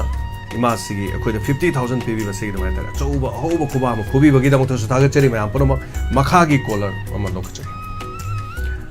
ꯍꯜꯂꯣ ꯏꯌꯥꯝꯕ ꯅꯅꯥꯎ ꯁꯦꯛꯁꯄꯤꯌꯔ ꯏꯀꯥꯏ ꯈꯨꯝꯅꯖꯔꯤ ꯁꯥꯟꯗꯒꯤ ꯁꯦꯛꯁꯄꯤꯌꯔ ꯇꯔꯥꯝ ꯂꯧꯆꯔꯤ ꯊꯥꯒꯠꯆꯔꯤ ꯑꯗꯨꯒ ꯆꯍꯤꯗꯤ ꯏꯌꯥꯝꯕꯅꯕꯨꯗꯤ ꯏꯃꯥ ꯀꯧꯏꯗ ꯌꯥꯝꯅ ꯑꯩꯅꯗꯤ ꯏꯕꯣ ꯑꯗꯨꯝ ꯍꯥꯏꯔꯁꯨ ꯌꯥꯕ ꯃꯥꯜꯂꯦ ꯏꯕꯣ ꯁꯔꯣꯖꯤꯅꯤ ꯍꯧꯖꯤꯛꯀꯤ 50,000 ꯌꯥꯝꯂꯕ ꯁꯦꯟꯐꯝꯅꯤ ꯍꯥꯏꯇꯥꯔꯦ ꯃꯇꯦꯡ ꯄꯥꯡꯕꯤꯔꯛꯄ ꯊꯥꯒꯠꯆꯔꯤ ꯑꯗꯩꯗ ꯏꯌꯥꯝꯕ ꯐꯥꯒꯤꯅꯦ ꯏꯃꯣꯖꯤꯗ ꯈꯨꯕꯥꯛ ꯈꯨꯕꯁꯦ ꯃꯈꯣꯟꯗꯪꯒ ꯊꯣꯛꯑꯝꯃꯗꯤ ꯋꯥ ꯇꯥꯒꯗꯕ ꯑꯗꯣꯝꯗꯒꯤ ꯈꯨꯕꯥꯛ ꯈꯨꯕꯩ ꯃꯌꯥꯝꯒꯤ ꯃ꯭ꯌꯨꯖꯤꯛꯇꯨꯃ ꯊꯝꯕꯤꯔꯒ ꯃꯌꯥꯝ ꯈꯨꯕꯥꯛ ꯈꯨꯕꯗ ꯑꯃꯨꯛ ꯊꯥꯕꯤꯔꯛꯄ ꯌꯥꯕꯖꯥꯠꯅꯤ ꯑꯗꯨꯒ ꯃꯈꯥ ꯇꯥꯔꯛꯄꯗ ꯑꯩꯈꯣꯏ ꯑꯩꯅ ꯉꯁꯥꯏ ꯊꯝꯖꯅꯤꯡꯕ ꯋꯥꯐꯝꯗ ꯉꯁꯤꯗꯤ ꯍꯣꯔꯦꯟ ꯇꯥꯏꯃꯤꯡꯗꯣ ꯑꯃꯨꯛ ꯇꯧꯔꯀꯥꯟꯗ ꯑꯩꯈꯣꯏꯒꯤ ꯄꯨꯛꯅꯤꯡ ꯋꯥꯔꯣꯜ ꯂꯥꯛꯇ꯭ꯔꯦꯅ ꯊꯤꯕ ꯃꯤꯁꯨ ꯌꯥꯎꯗꯣꯔꯤꯕ ꯁꯣꯏꯗ ꯌꯥꯎꯗꯣꯏꯅꯤ ꯉꯁꯤ ꯍꯥꯏꯕꯗꯤ ꯃꯥꯒꯤ ꯇꯧꯔꯤꯕ ꯉꯟꯈꯠꯂ ꯑꯗꯨꯝ ꯀꯩꯅꯣꯗꯕꯨꯗꯤ ꯌꯥꯎꯔꯅꯤꯀꯣ ꯃꯨꯟꯅ ꯌꯦꯡꯁꯤꯜꯍꯧꯗ꯭ꯔꯒꯗꯤ ꯆꯨꯝꯅ ꯂꯥꯏꯠ ꯂꯥꯛꯇꯦꯅꯦ ꯀꯥꯏꯅ ꯁꯨꯝ ꯍꯦꯛ ꯊꯥꯔꯨꯕ ꯃꯇꯝꯗ ꯂꯩꯕ ꯁꯣꯏꯗ꯭ꯔꯕꯅꯤ ꯑꯗꯨꯒ ꯃꯇꯝꯁꯦ ꯃꯌꯥꯝ ꯐꯣꯜ ꯐꯪꯗꯕ ꯐꯪꯗꯦ ꯍꯥꯏꯗꯣ ꯑꯗꯨꯝ ꯂꯠꯂꯦ ꯑꯩꯅ ꯁꯠ ꯇꯧꯔꯛꯄꯗ ꯐꯪꯉꯦ ꯑꯗꯨꯝ ꯇꯧꯁꯟꯕꯤꯌꯣ ꯁꯤꯃꯒ ꯍꯥꯏꯖꯔꯒ ꯏꯌꯥꯝꯕꯗ ꯋꯥꯍꯪ ꯃꯆꯥ ꯑꯝꯇ ꯍꯪꯖꯒꯦꯕꯀோ ꯍꯧꯖꯤꯛꯁꯤ ꯌꯥꯝ ꯁꯥꯒꯠꯂꯦ ꯍꯥꯏꯇꯥꯔꯦꯅꯦ ꯁꯥꯒꯠꯂꯛꯄꯁꯤꯗ ꯏꯌꯥꯝꯕ ꯏꯁꯤꯡ ꯑꯌꯤꯡꯕ ꯊꯛꯅꯤꯡꯉꯦꯕ ꯏꯁꯤꯡ ꯑꯗꯨꯒ ꯏꯌꯥꯝꯕꯒꯤ ꯅꯥꯛꯇ ꯐ꯭ꯔꯤꯖ ꯂꯩꯇ꯭ꯔꯦ ꯑꯗꯒꯤ ꯃꯩꯁꯨ ꯂꯥꯛꯇ꯭ꯔꯦ ꯀꯣ ꯑꯗꯩ ꯗꯤꯁꯄꯦꯟꯁꯔꯁꯨ ꯂꯩꯇ꯭ꯔꯦꯅ ꯈꯜꯂꯗꯤ ꯏꯌꯥꯝꯕ ꯏꯁꯤꯡ ꯑꯌꯤꯡꯕꯁꯦ ꯀꯃꯥꯏꯅ ꯇꯧꯔ ꯊꯛꯇꯣꯏꯅꯣꯕ ꯀꯗꯥꯏꯗꯒꯤ ꯊꯛꯎꯅꯤꯒꯦ ꯂꯩꯇꯕ ꯑꯗꯨꯗꯤ ꯂꯩꯇ꯭ꯔꯦꯗꯤ ꯇꯣꯛ ꯇꯥꯕꯅꯦ ꯑꯗꯨꯅ ꯏꯄꯥ ꯏꯄꯨꯅꯗꯤ ꯂꯣꯏ ꯇꯝꯕꯤꯔꯝꯃꯦ ꯑꯩꯈꯣꯏ ꯄꯨꯜꯒꯤ ꯏꯁꯤꯡꯁꯦ ꯌꯥꯝ ꯏꯪꯉꯦꯕ ꯏꯪꯉꯤ ꯑꯗꯣ ꯄꯨꯜꯒꯤ ꯏꯁꯤꯡꯁꯦ ꯍꯧꯖꯤꯛ ꯊꯛꯅꯈꯤꯗ꯭ꯔꯦ ꯍꯥꯏꯔꯤꯅꯤꯗ ꯊꯝꯅꯈꯤꯗ꯭ꯔꯦꯕ 50-100 ꯄꯤꯕ ꯄꯨꯜ ꯑꯝꯇꯪ ꯂꯩꯔꯒ ꯊꯝꯕꯤꯔꯒꯗꯤ ꯑꯩꯅ ꯍꯥꯏꯖꯅꯤꯡꯉꯤꯅ ꯍꯥꯎꯕꯒꯤ ꯁ꯭ꯋꯥꯏꯗ ꯑꯗꯨꯝ ꯊꯛꯅꯩꯌꯦꯕ ꯍꯥꯎꯁꯨ ꯍꯥꯎꯕꯅꯦꯕ ꯄꯨꯜꯒꯤ ꯑꯣ ꯑꯩ ꯃꯔꯛ ꯊꯠꯅ ꯇꯥꯏꯖꯒꯦ ꯑꯩꯈꯣꯏ ꯏꯃꯥ ꯑꯃꯨꯕꯤ ꯑꯩꯈꯣꯏꯒꯤ ꯀꯩꯅꯣꯗ ꯂꯩꯕ ꯋꯥꯏꯈꯣꯡꯗ ꯂꯩꯕꯗꯣ ꯑꯗꯨꯒꯤ ꯏꯃꯥꯗꯨꯅ ꯑꯩꯉꯣꯟꯗ ꯆꯐꯨꯅ ꯁꯥꯕ ꯑꯆꯧꯕ ꯄꯨꯜ ꯑꯃ ꯂꯩꯌꯦ ꯑꯗꯣ ꯃꯁꯤ ꯄꯨꯜꯁꯦ ꯑꯩꯅ ꯁꯤꯗ ꯈꯤꯟꯐꯝ ꯆꯥꯗꯕꯒꯤꯅꯦ ꯑꯗꯣ ꯂꯩꯗꯤ ꯂꯩ ꯁꯦꯛꯁꯄꯤꯌꯔꯅ ꯍꯥꯏꯕꯗꯨꯗ ꯑꯩ ꯍꯥꯏꯐꯦꯠ ꯅꯤꯡꯁꯤꯡꯉꯦ ꯍꯥꯏꯇꯥꯔꯦ ꯃꯗꯨꯒꯤ ꯄꯨꯜꯗꯨꯒꯤ ꯏꯁꯤꯡ ꯊꯥꯂꯛꯄꯁꯦ ꯑꯩꯒꯤ ꯌꯨꯝꯗ ꯑꯩꯅ ꯑꯉꯥꯡ ꯑꯣꯏꯔꯤꯉꯩꯗꯒꯤ ꯄꯨꯜꯗꯨꯗꯒꯤ ꯊꯛꯂꯛꯄꯗꯨꯅ ꯄꯨꯜꯗꯨꯒꯤ ꯏꯁꯤꯡ ꯊꯛꯄ ꯇꯣꯛꯈꯤꯕꯁꯦ ꯑꯩꯅ ꯈꯔ ꯒ꯭ꯔꯦꯖꯨꯋꯦꯠ ꯈꯔ ꯀꯥꯔꯛꯄ ꯇꯝꯃꯛꯄ ꯑꯗꯨꯋꯥꯏꯗꯨꯗꯒꯤ ꯇꯣꯛꯈꯤꯕꯅꯦ ꯑꯩꯈꯣꯏ ꯄꯨꯜꯗꯒꯤ ꯏꯁꯤꯡ ꯊꯛꯄꯁꯦ ꯑꯗꯨꯝ ꯊꯛꯑꯦ ꯑꯗꯨꯗꯒꯤ ꯑꯃꯨꯛ ꯁꯣꯛꯑꯒ ꯐꯤꯜꯇꯔꯗ ꯑꯃꯨꯛ ꯇꯧꯔꯀꯥꯟꯗ ꯊꯛꯄꯤꯁꯦ ꯂꯩꯔꯝꯃꯦ ꯁꯦꯛꯁꯄꯤꯌꯔ ꯃꯈꯥ ꯇꯥꯕꯤꯌꯨ ꯍꯣꯏ ꯑꯗꯨꯅ ꯌꯥꯝꯅ ꯏꯃꯥ ꯍꯧꯖꯤꯛꯀꯤꯗꯨꯁꯨ ꯆꯐꯨ ꯑꯃꯃꯝ ꯊꯝꯃꯒ ꯊꯛꯄ ꯀꯩꯅꯣ ꯇꯧꯔꯒꯗꯤ ꯏꯁꯤꯡ ꯉꯁꯥꯏꯒꯤ ꯍꯥꯎꯕꯗꯣ ꯁꯨꯝ ꯀꯥꯟꯅꯕꯁꯨ ꯀꯥꯟꯅꯕ ꯑꯌꯤꯡꯕꯗꯣ ꯍꯥꯏꯔꯤꯅꯤꯗ ꯁ꯭ꯋꯥꯏꯗ ꯂꯣꯏ ꯊꯛꯅꯕꯗꯨꯒꯤ ꯐꯤꯕꯝꯗ ꯑꯩꯅ ꯁꯨꯝ ꯅꯤꯡꯁꯤꯡꯉꯛꯏꯅꯦ ꯑꯩꯈꯣꯏꯁꯦ ꯊꯛꯑꯝꯃꯤ ꯂꯣꯏ ꯀꯥꯎꯈ꯭ꯔꯦ ꯍꯣꯡꯈ꯭ꯔꯦꯕ ꯆꯥꯎꯈꯠꯄ ꯉꯁꯥꯏꯒꯤ ꯄꯣꯂꯔ ꯑꯃ ꯆꯥꯎꯈꯠꯂꯛꯇꯅ ꯑꯃꯣꯠꯄꯁꯦ ꯂꯝꯕꯤꯗ ꯍꯨꯟꯇꯣꯛꯑꯦ ꯍꯥꯏꯗꯣ ꯌꯥꯝ ꯆꯨꯝꯕ ꯋꯥꯐꯝꯅꯦꯕ ꯍꯣꯏ ꯑꯗꯨꯃꯥꯏꯅ ꯇꯧꯗꯅ ꯑꯩꯈꯣꯏꯅ ꯁꯤꯖꯤꯟꯅꯔꯝꯕ ꯄꯣꯠꯂꯝ ꯍꯥꯏꯇꯥꯔꯦ ꯑꯐꯕꯗꯤ ꯑꯐꯕ ꯑꯣꯏꯔꯒ ꯂꯣꯏꯅ ꯀꯥꯎꯅꯈ꯭ꯔꯦꯕ ꯑꯗꯨꯅ ꯃꯌꯥꯝꯁꯨ ꯌꯦꯡꯕꯤꯌꯣ ꯂꯩꯕꯤꯔꯒ ꯊꯛꯄꯤꯌꯣ ꯏꯪꯕꯗꯣ ꯉꯥꯏꯍꯥꯛꯇꯪ ꯋꯥꯕ ꯐꯅꯕ ꯑꯗꯨꯒ ꯑꯩꯅ ꯍꯥꯏꯖꯅꯤꯡꯕ ꯑꯔꯣꯏꯕꯗ ꯉꯁꯤ ꯍꯌꯦꯡ ꯅꯨꯃꯤꯠ 4ꯅꯤꯃꯨꯛꯁꯦ ꯑꯩꯈꯣꯏꯒꯤ ꯏꯟꯗꯤꯌꯟ ꯃꯦꯇ꯭ꯔꯣꯂꯣꯖꯤꯀꯦꯜ ꯗꯤꯄꯥꯔꯠꯃꯦꯟꯅ ꯍꯥꯏꯕꯗ ꯅꯣꯔꯠ ꯏꯁꯇ ꯑꯃꯨꯛ ꯅꯨꯃꯤꯠ 4ꯅꯤꯃꯨꯛ ꯊꯪꯅꯅ ꯉꯁꯤꯗꯒꯤ ꯍꯧꯔꯒ ꯅꯣꯡ ꯈꯔ ꯆꯨꯕ ꯌꯥꯏ ꯑꯈꯥ ꯑꯔꯥꯎꯅ ꯄꯥꯎꯗꯁꯨ ꯑꯗꯨꯝ ꯌꯥꯎꯋꯦ ꯍꯥꯏꯇꯥꯔꯦ ꯑꯗ ꯏꯁꯤꯡꯒꯤ ꯃꯅꯤꯟꯁꯦ ꯅꯨꯡꯗꯥꯡꯋꯥꯏꯔꯝꯗ ꯌꯥꯎꯕ ꯑꯌꯨꯛ ꯌꯥꯎꯕꯁꯦ ꯌꯥꯝ ꯋꯥꯡꯉꯦ ꯑꯗꯨꯅ ꯆꯨꯔꯛꯄꯁꯨ ꯌꯥꯏ ꯃꯌꯥꯝ ꯈꯤꯇꯪ ꯆꯦꯛꯁꯤꯟꯃꯤꯟꯅꯁꯤ ꯍꯥꯏꯕ ꯋꯥꯐꯝꯁꯤ ꯑꯃꯇꯪꯒ ꯊꯝꯖꯔꯒ ꯂꯣꯏꯁꯤꯟꯖꯒꯦ ꯌꯥꯝꯅ ꯊꯥꯒꯠꯆꯔꯤ Thank youꯊꯥꯒꯠꯆꯔꯤ ꯁꯦꯛꯁꯄꯤꯌꯔ ꯏꯃꯥꯁꯤ ꯑꯗꯨꯝ ꯃꯤꯒꯤ ꯑꯋꯥꯕ ꯎꯕ ꯌꯥꯗꯕ ꯏꯃꯥꯅꯦ ꯍꯥꯏꯇꯥꯔꯦ ꯏꯃꯥꯅ ꯑꯩꯈꯣꯏ ꯋꯥꯈꯜꯂꯣꯟ ꯍꯥꯏꯇꯥꯔꯦ ꯑꯩꯈꯣꯏꯅ ꯇꯧꯖꯔꯤꯕ ꯃꯌꯥꯝ ꯑꯗꯩ ꯏꯃꯥꯅ ꯇꯠꯇꯅ ꯑꯩꯈꯣꯏ ꯊꯧꯔꯝꯁꯤ ꯇꯥꯕ ꯑꯍꯤꯡ ꯑꯗꯒꯤ ꯅꯨꯡꯊꯤꯜ ꯅꯨꯃꯤꯗꯥꯡ ꯁꯟꯗꯣꯛꯂꯤꯕ ꯑꯃꯗꯤ ꯑꯩꯈꯣꯏꯅ ꯇꯧꯖꯔꯤꯕ ꯊꯕꯛ ꯊꯧꯔꯝꯁꯤꯡ ꯍꯥꯏꯕ ꯇꯥꯔꯦ ꯑꯗ ꯏꯃꯥꯅꯁꯨ ꯌꯥꯝ ꯑꯦꯄ꯭ꯔꯤꯁꯤꯌꯦꯠ ꯇꯧꯕꯤꯕ ꯑꯩꯈꯣꯏꯅ ꯇꯧꯔꯤ ꯊꯕꯛꯁꯦ ꯉꯔꯥꯡꯁꯨ ꯑꯩꯈꯣꯏꯒꯤ ꯍꯤꯠꯂꯔ ꯍꯩꯈꯥꯝꯅ ꯐꯖꯔꯕ ꯀꯣꯃꯦꯟ ꯑꯃꯒ ꯂꯣꯏꯅꯅ ꯑꯩꯈꯣꯏꯗ ꯊꯥꯕꯤꯔꯛꯈꯤꯕꯗꯨ ꯌꯥꯝ ꯐꯖꯩ ꯍꯤꯠꯂꯔ ꯊꯦꯡꯛ ꯌꯨ ꯁꯣ ꯃꯆ ꯇꯁꯦꯡꯕꯗꯤ ꯃꯇꯤꯛ ꯀꯩꯁꯨ ꯆꯥꯖꯕ ꯅꯠꯇꯦ ꯂꯩꯉꯥꯛꯇ ꯐꯣꯇꯣ ꯀꯥꯞꯂꯒ ꯇꯤꯟ ꯐꯪꯅꯅꯕꯒꯤꯗꯃꯛꯇ ꯄꯤꯕꯤꯌꯨ ꯍꯥꯏꯗꯅ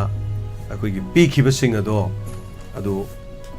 ꯇꯤꯟ ꯐꯪꯗ꯭ꯔꯤ ꯇꯤन फंगदब यावरी अदुबु डायमंड डोनर्स यावरबो कांगुदी tin फंगरे हाइदना हाइतारे अमा कमेंट अम पिबिरक हाइतारे लोइनमक पिबो ngamjabudente अखोइना करिबुदि ओइजरुनेगे अदुगा युम याम नते हाइतारे युम कुंथ्रा हेन अखोइदा लाखिबनी लाखपदि सामने खै लाखपनी अदुगा कुंथ्रा हेन अखोइना मदुदु होनजकी अदुगा लौखिदब खरा यावखि हेलो हेलो आई हाउन साबंदगी मामा बोनिनी बु तराम नोक्सरी तापिउ ngasi si kai gino puning waron se khangan ngang khat lairami hoi ngasi si aruba thabak ama khak tangai phadabagi haiba tare aduna ngasi khaktangi ngang khachabane haiba tare aduna mi hanagi thoromsna saruk yabagi chang kara handai mayam khangna dabana mi chahum mukti uchina chin sure tapiu kari kari haibining ba kari kari thambining ba haibiu kasu te haningai te ngasi khangan ngang khala lairam bajida la sipon ta ge tawda khangan ngang lairam bajida hoi hoi no hanjar pani kai kai rasifol so lakhini ate te thorom maning mamang khara ngasi ono thokchabani hai tare ko ya mu sum ngang khat padu da wore wa idea mu kano tawro en sum khangan jarak pani akoi ta jari tekstila kai wena har panga ko jingdo oina tari mamana hoi yai phabo oi ko thamage thagachari thorom soroga birap sigidamo सेल पीबीब खक्की वासुनतना कोई ꯄꯨꯛꯆꯦꯜ ꯍꯥꯏꯕ ꯇꯥꯔꯦ ꯃꯤꯑꯣꯏꯕꯒꯤ ꯄꯨꯛꯆꯦꯜ ꯑꯩꯈꯣꯏꯅ ꯇꯧꯖꯔꯤꯕ ꯊꯕꯛꯇꯨꯗ ꯑꯩꯈꯣꯏꯕꯨ ꯊꯥꯖꯕꯤꯕ ꯑꯃꯗꯤ ꯑꯩꯈꯣꯏꯕꯨ ꯅꯨꯡꯁꯤꯕꯤꯕ ꯍꯥꯏꯕ ꯇꯥꯔꯦꯅꯦ ꯑꯩꯈꯣꯏꯅ ꯇꯧꯖꯔꯤꯁꯦ ꯑꯗꯣ ꯃꯁꯤꯗꯤ ꯁꯣ ꯊꯥꯒꯠꯆꯔꯤ ꯏꯃꯥ ꯁꯔꯣꯖꯤꯅꯤ ꯍꯜꯂꯣ ꯍꯜꯂꯣ ꯁꯥꯔ ꯑꯩ ꯄꯣꯝꯄꯥꯠꯇ ꯊꯧꯍꯧꯒꯤꯅꯦ ꯇꯥꯛꯄꯤꯌꯨ ꯉꯁꯤꯗꯤ ꯌꯥꯝ ꯉꯜꯂꯦ ꯁꯥꯔ ꯄꯨꯡ ꯀꯌꯥꯗ ꯍꯧꯒꯦ ꯉꯁꯤꯁꯦ 12 ꯑꯗꯨꯋꯥꯏꯗꯒꯤ ꯉꯁꯤꯗꯤ ꯇꯉꯥꯏ ꯐꯗꯅ ꯉꯟꯈꯠꯆꯕꯅꯤ ꯍꯌꯦꯡꯈꯩꯕꯨꯗꯤ ꯑꯗꯨꯝ ꯇꯧꯔꯣꯏ ꯃꯔꯛꯇ ꯊꯕꯛ ꯌꯥꯔꯛꯇ꯭ꯔꯀꯥꯟꯗ ꯉꯁꯤꯁꯤ ꯄꯨꯛꯅꯤꯡ ꯋꯥꯔꯣꯜ ꯇꯣꯛꯀꯗꯧ ꯁꯔꯨꯛꯄꯨꯗꯤ ꯈꯤꯇꯪꯗ ꯑꯣꯏꯔꯁꯨ ꯇꯧꯍꯧꯒꯦ ꯍꯥꯏꯗꯅ ꯇꯧꯖꯔꯤꯅꯤ ꯍꯥꯏꯇꯥꯔꯦ ꯑꯩꯁꯨ ꯉꯁꯥꯏꯗꯤ ꯌꯦꯡꯗꯕ ꯍꯧꯖꯤꯛ ꯌꯦꯡꯀꯥꯟꯗ ꯌꯥꯝ ꯉꯟꯅ ꯍꯧꯔꯝꯕꯗꯨꯗ ꯑꯩꯅ ꯄꯨꯡ ꯀꯌꯥꯗ ꯍꯧꯔꯤꯕꯖꯥꯠꯅꯣꯅ ꯁꯨꯝ ꯀꯩꯅꯣ ꯇꯧꯕ ꯍꯥꯏꯇꯥꯔꯦ ꯍꯣꯔꯦꯟ ꯊꯤꯕ ꯈꯪꯗꯕ ꯉꯁꯤꯗꯤ ꯄꯨꯛꯅꯤꯡ ꯋꯥꯔꯣꯜ ꯊꯤ ꯈꯪꯗꯕ ꯃꯌꯥꯝ ꯌꯥꯎꯗꯣꯔꯤꯅꯤ ꯍꯥꯏꯇꯥꯔꯦ ꯌꯥꯎꯗꯣꯏꯅꯦ ꯍꯣꯔꯦꯟ ꯄꯨꯡꯅꯤꯡ ꯋꯥꯔꯣꯜ ꯇꯥꯏꯃꯤꯡ ꯑꯩꯁꯨ ꯌꯦꯡꯉꯝꯕꯅꯦꯕ ꯑꯩ ꯉꯁꯥꯏ ꯊꯕꯛ ꯏꯟꯈꯥꯡ ꯂꯣꯏꯁꯜꯂꯒ ꯐꯣꯟ ꯑꯝꯇ ꯌꯦꯡꯒꯦ ꯇꯧꯀꯥꯟꯗ ꯄꯨꯛꯅꯤꯡ ꯋꯥꯔꯣꯜ ꯂꯩꯔꯝꯃꯦ ꯀꯩꯅꯣ ꯇꯧꯔꯤꯁꯤꯕꯣ ꯂꯥꯏꯚ ꯑꯣꯏ ꯃꯥꯅ ꯌꯦꯡꯉ ꯂꯥꯏꯚ ꯑꯣꯏ ꯂꯩꯔꯝꯃꯦ ꯌꯥꯝ ꯉꯟꯅ ꯍꯧꯔꯝꯃꯦ ꯉꯁꯤꯗꯤꯅ ꯑꯗꯣ ꯁꯥꯔ ꯍꯟꯗꯛꯀꯤ ꯀꯩꯅꯣ ꯏꯁꯄꯦꯛꯇꯔ ꯍꯥꯏꯁꯦ ꯌꯥꯝ ꯅꯨꯡꯉꯥꯏꯔꯗꯤ ꯌꯥꯝ ꯅꯨꯡꯉꯥꯏꯔꯦ ꯑꯗꯨ ꯉꯔꯥꯡ ꯄ꯭ꯔꯣꯒꯥꯝꯁꯨ ꯅꯨꯡꯉꯥꯏ ꯃꯥꯅ ꯊꯦꯡꯅꯕ ꯋꯥꯔꯤ ꯃꯌꯥꯝꯅ ꯃꯤꯡꯗꯤ ꯀꯥꯎꯈ꯭ꯔꯦꯀꯣ ꯉꯔꯥꯡ ꯄ꯭ꯔꯣꯒꯥꯝꯗꯣ ꯌꯥꯝ ꯅꯨꯡꯉꯥꯏ ꯃꯥꯅ ꯊꯦꯡꯅꯔꯨꯕ ꯃꯌꯥꯝꯗꯨꯒꯤ ꯍꯧꯖꯤꯛꯀꯥꯟꯒꯤ ꯇꯧꯔꯤꯕ ꯃꯌꯥꯝꯁꯦ ꯊꯦꯡꯅꯕ ꯃꯌꯥꯝꯗ ꯂꯣꯏꯅ ꯃꯥꯅ ꯂꯣꯏ ꯋꯥꯔꯤ ꯂꯤꯕ ꯇꯥꯕ ꯅꯨꯡꯉꯥꯏ ꯑꯩꯈꯣꯏꯕꯨꯗꯤ ꯇꯧꯕꯗꯤ ꯅꯠꯇꯦ ꯑꯩꯈꯣꯏ ꯌꯨꯝꯗ ꯐꯖꯅ ꯂꯩꯕ ꯀꯥꯡꯕꯨꯅꯤ ꯑꯗꯨꯒ ꯍꯧꯖꯤꯛꯀꯥꯟꯗꯤ ꯇꯧꯔꯤꯕ ꯃꯌꯥꯝꯁꯤꯒꯤ ꯁꯨꯝ ꯃꯥꯅ ꯂꯣꯏ ꯍꯥꯏꯔꯛꯄꯗꯣ ꯃꯁꯥꯗ ꯊꯦꯡꯅꯕꯅꯤ나 ꯑꯌꯥꯝꯕꯅ ꯍꯧꯖꯤꯛꯀꯥꯟꯒꯤ ꯃꯤꯁꯤꯡꯁꯦꯀꯣ ꯒ꯭ꯌꯥꯟ ꯇꯥꯗꯕ ꯃꯤ ꯌꯥꯎꯋꯦꯕ ꯒ꯭ꯌꯥꯟ ꯇꯥꯕ ꯀꯥꯡꯕꯨ ꯑꯗꯨꯃꯥꯏꯅ ꯃꯥꯅ ꯍꯥꯏꯕꯤꯔꯛꯏꯗꯣ ꯆꯨꯝꯃꯦ ꯑꯗꯨꯃꯥꯏꯅ ꯒ꯭ꯌꯥꯟ ꯇꯥꯅ ꯍꯥꯏꯕꯤꯒꯗꯕꯅꯦꯕ ꯁꯤ ꯍꯥꯏꯖꯔꯒ ꯁꯥꯔ ꯊꯝꯖꯔꯒꯦ ꯊꯦꯡꯛ ꯌꯨ ꯊꯥꯒꯠꯆꯔꯤ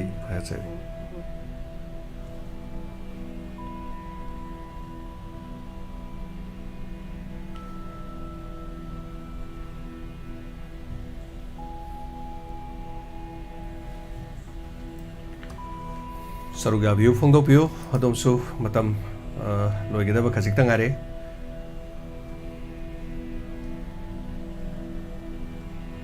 ꯉꯁꯤꯒꯤꯗꯤ ꯃꯇꯝꯁꯤ ꯈꯔ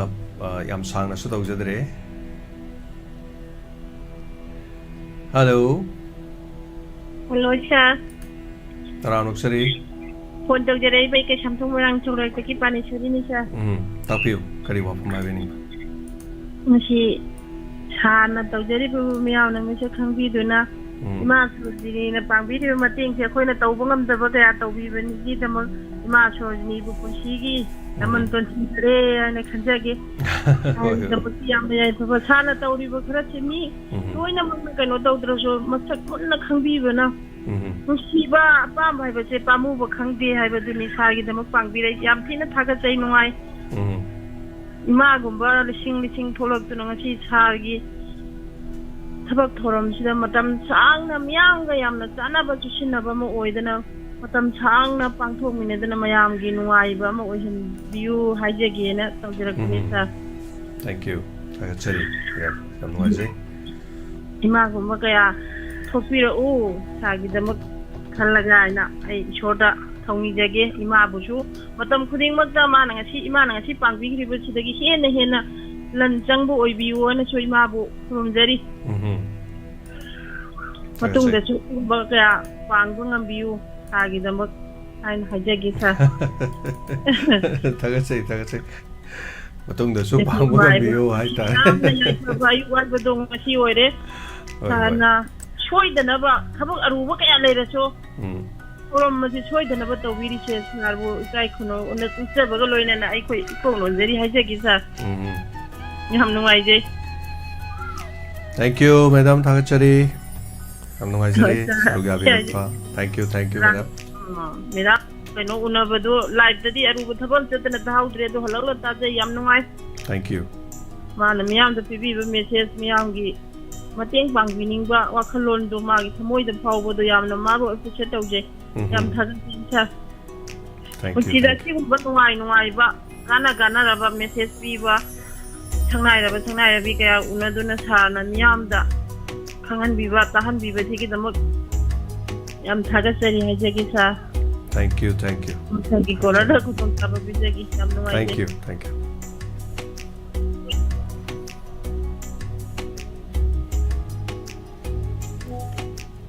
ꯀꯣꯃꯦꯟ ꯐꯖꯕ ꯍꯥꯏꯒꯗ꯭ꯔꯥ ꯋꯥꯍꯩ ꯐꯖꯕ ꯍꯥꯏꯒꯗ꯭ꯔꯥ ꯀꯔꯤ ꯍꯥꯏꯒꯗꯕꯅꯣ ꯑꯩꯈꯣꯏ ꯄꯨꯛꯅꯤꯡ ꯊꯧꯒꯠꯄꯤꯕ ꯍꯥꯏꯒꯗ꯭ꯔꯥ ꯌꯥꯝ ꯐꯖꯕ ꯀꯣꯃꯦꯟ ꯑꯃ ꯉꯔꯥꯡ थेंनजबा हाइब ताइ ngaraंगी लाइव ता आइनदी लाइव संदोकलिङेदा ताजहौदबा उजहौदबा हाइब तारे फजब फजब कमेंट सिंग से चेन खटखिबदा अदुगा कोना येंगजरुबा मतमदा अखोइगी फजब फजब सिंग से अखोइगी एडमिन सिंग ना सोइ खोइदा करिम कांदा सत सत अदुम पिबिरकपा यावी मसिसु अदुम नुंगाइ हाइ तारे अखोइगी थरमसेगी मगुन अदुम हापी अदुना आई कमेंट अमतंग उचरके अखोइना यामना तौजरुबगी इसाना इसाबा नापल काजबगी हाइ तारे को अदुम करिमता लैते अदुगा आई कमेंट उचरके कॉल सोमा लाए कमेंट तो मसिनी येंबियु मैम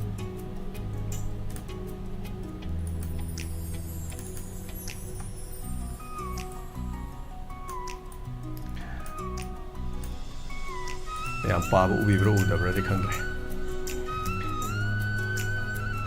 हेलो हेलो मिंगलै फोंगा हाबियु ओ बाजार मखादगी इंद चाबी मोने दमसा तराम लोकसरी खोंग नाब खरा फबिरब्रो खरा फादे कितंग दि लैदि मखा ताना दुमक हानगी मफम द चले येंबिरी अदे इचाई ngasi thonam ding ngal je kai dawul kai legi bu ai thabak aruba macha ama lei hai tare ai je ja ku baga khoi ge nga ta na phone de hang yeng ba de icha ge phat lau chong tho ba ai na kai no ne ngasi je tawi je bo na khang lai phone je he to baga pai je pai de ta hoi icha ge thoram jo loi na bak ta di ko Isai ga nga pang thok ke nga ki na mai ding na mi ki do snungai yam na ta ba de khunungai am ne ai na pa ba isai ga je chak le hoi hoi no chit chit na na lingi ga ha ba do hoi hoi je jai thawai ni do ayeng so sadananda ga rina ga ni soide na mayam tai nga na cha nga law thok ki ba taw cha di phiji gi lan ni mayam gi ne saba ta wa je koi na sahi sa mai he na ne pun chi bo yo cha gi fani tumsa modumak ni ai pandam su taw da ba koi de lai na taw ra pa ne na kam noi jai nom chan na ba phabiro khong na ba do khara phabiro phajara hoi thank you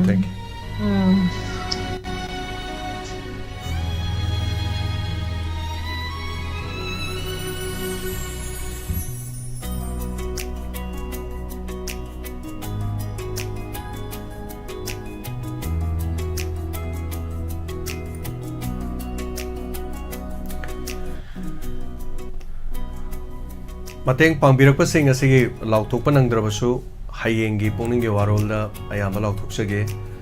ngasigi di tangai phadabana haiba tare thoromsigi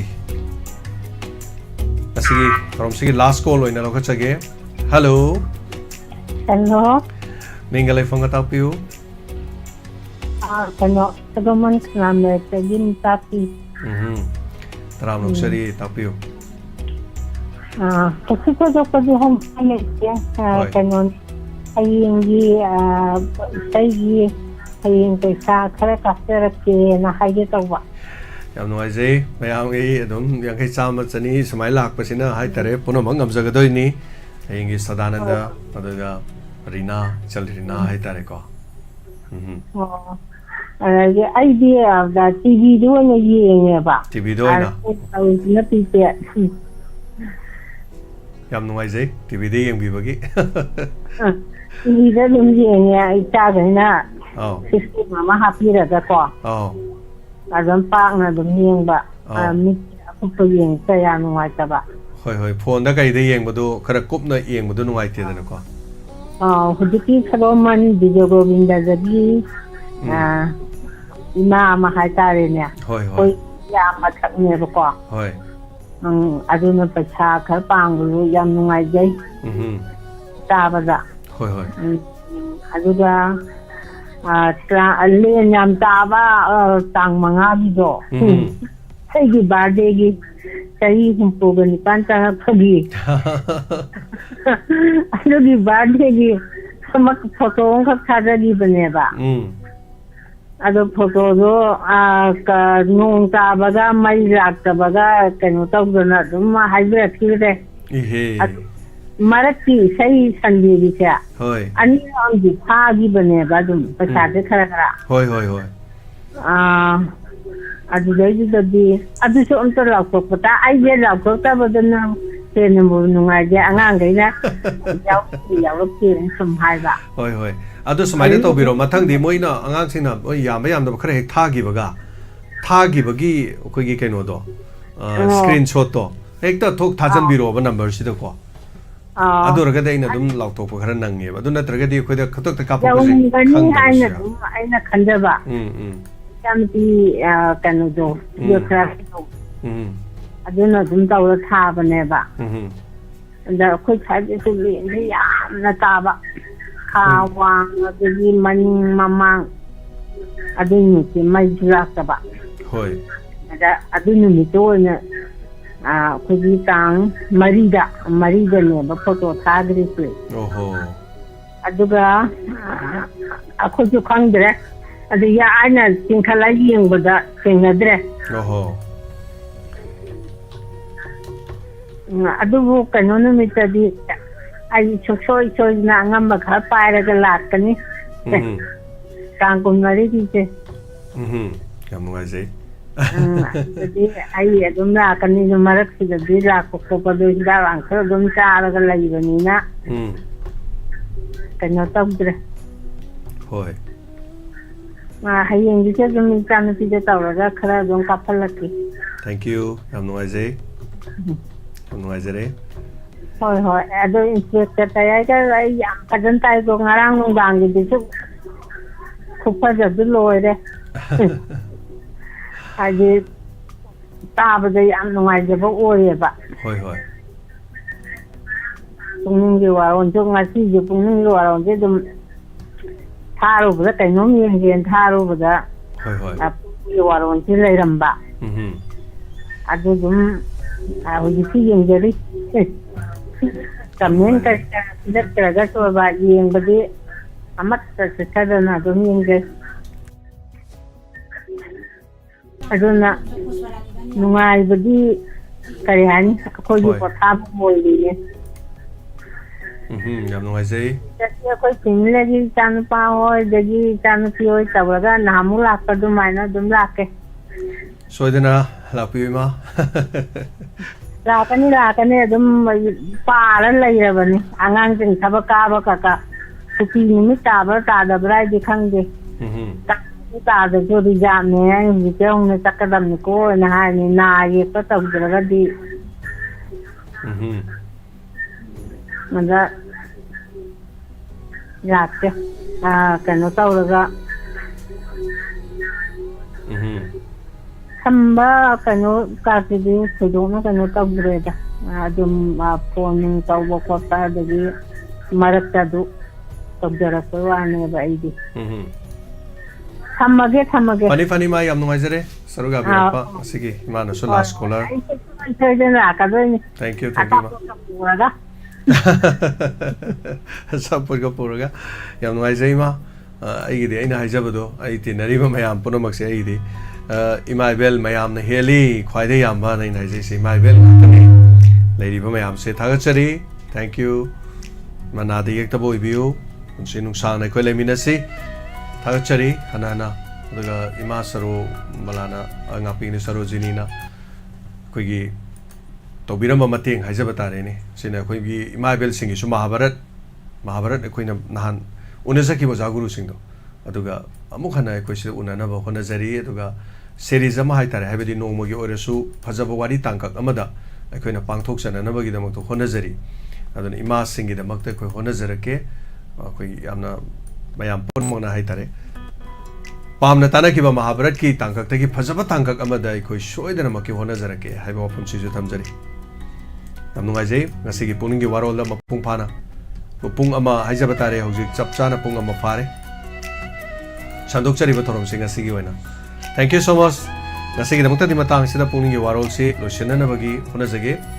ꯉꯥꯏꯍꯥꯛꯀꯤ ꯃꯇꯨꯡꯗ ꯃꯇꯝꯒꯤ ꯋꯥꯐꯝ ꯔꯥꯁꯤꯐꯜ ꯑꯇꯩ ꯑꯇꯩ ꯂꯩꯔꯤꯕ ꯊꯧꯔꯝꯁꯤꯡ ꯑꯁꯤ ꯃꯊꯪ ꯑꯃꯨꯛ ꯏꯀꯥꯟ ꯀꯥꯟꯅꯗꯅ ꯃꯌꯥꯝꯗ ꯈꯨꯠꯁꯤꯟꯅꯅꯕꯒꯤ ꯁꯦꯝ ꯁꯥꯖꯔꯤ ꯉꯁꯤꯒꯤꯗꯃꯛꯇꯗꯤ ꯃꯌꯥꯝ ꯆꯦꯛꯁꯤꯟꯅ ꯂꯩꯃꯤꯟꯅꯔꯁꯤ ꯑꯗꯨꯒ ꯍꯌꯦꯡꯒꯤ ꯄꯨꯛꯅꯤꯡꯒꯤ ꯋꯥꯔꯣꯜ ꯍꯣꯔꯦꯟꯒꯤ ꯏꯟꯁꯄꯦꯛꯇꯔ ꯇꯌꯥꯏꯗ ꯑꯃꯨꯛ ꯃꯌꯥꯝꯒ ꯊꯦꯡꯅꯕꯒꯤ ꯑꯌꯥꯕꯗꯨ ꯂꯧꯖꯔꯤ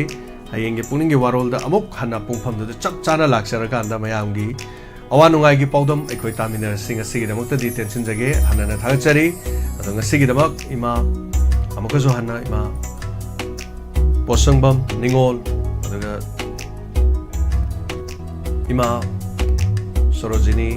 lupali singyang kai haba tare koi awat pa ekoi to godori ba thabak sing sida ima na mateng pangbiramani aduga mahiroi ama da su aduga yung kai sokpagi su tonga bagi hai tare hiram kaya de koi season nazar ke aduga mahabharat ki paring amagi su ima na sel cp biramani 50000 sigi damak ta su ima bu hana koi gi maike gi su thagachari aduga ngasi gi tengbang birak pate te isai gi ai marol amade laukthok sakre aduga hayeng amuk punna du mu laukthok sage hayeng ge pukning ge warol da su aduna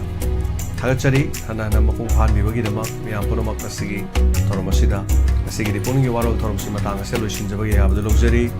punamapu kurumzari take care.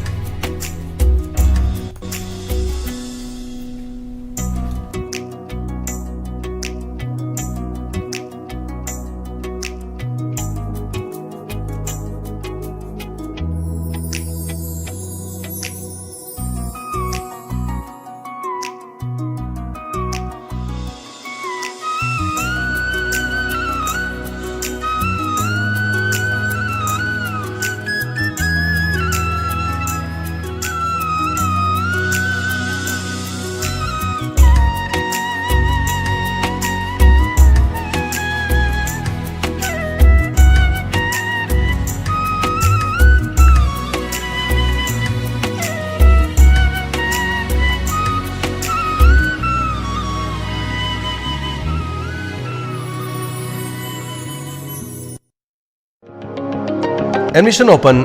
open. New Era Higher Secondary School, Thobal Okram Wangmataba. Hauki bachahi 2019 dagi kosem na loba class 12 ki exam singda school asigi position holder kya puthok ki badanatana hauki bachahi 2022-23 gi session gi oina so position holder nipan Inspire Award marpudraga matho letter mark student lising amaga chamri kun gani pan first division chama gani futare puthokuna Manipur pomagi ahan mamapam kanbam ngam kibagum English singani kun go humde kun gamari gi session asigi su position holder tarataru Inspire Award chamaga ama letter mark student lising ani ga chamapan kun gamanga subject topper ama loinana apunba mahiroi masing sangwa ko humpuma exam saru gyabada 100% first division the pass tawduna amuk khana Manipur pombagi ahan ba fida kanba ngamlaba school masida sunatna state level competition kya da ahan mamara kya so leptona purokli New Era Higher Secondary School Thobal Okram Wangmatabagi anoba session English singani kungamari kungamangagi class 11 science ki form thaba hojari admission form pisan bagi aroiba matam bosem gi result haido kibagi thangnaba numit phawba oizagani loinana school asida mahiroi sina kanaba phangliba singdi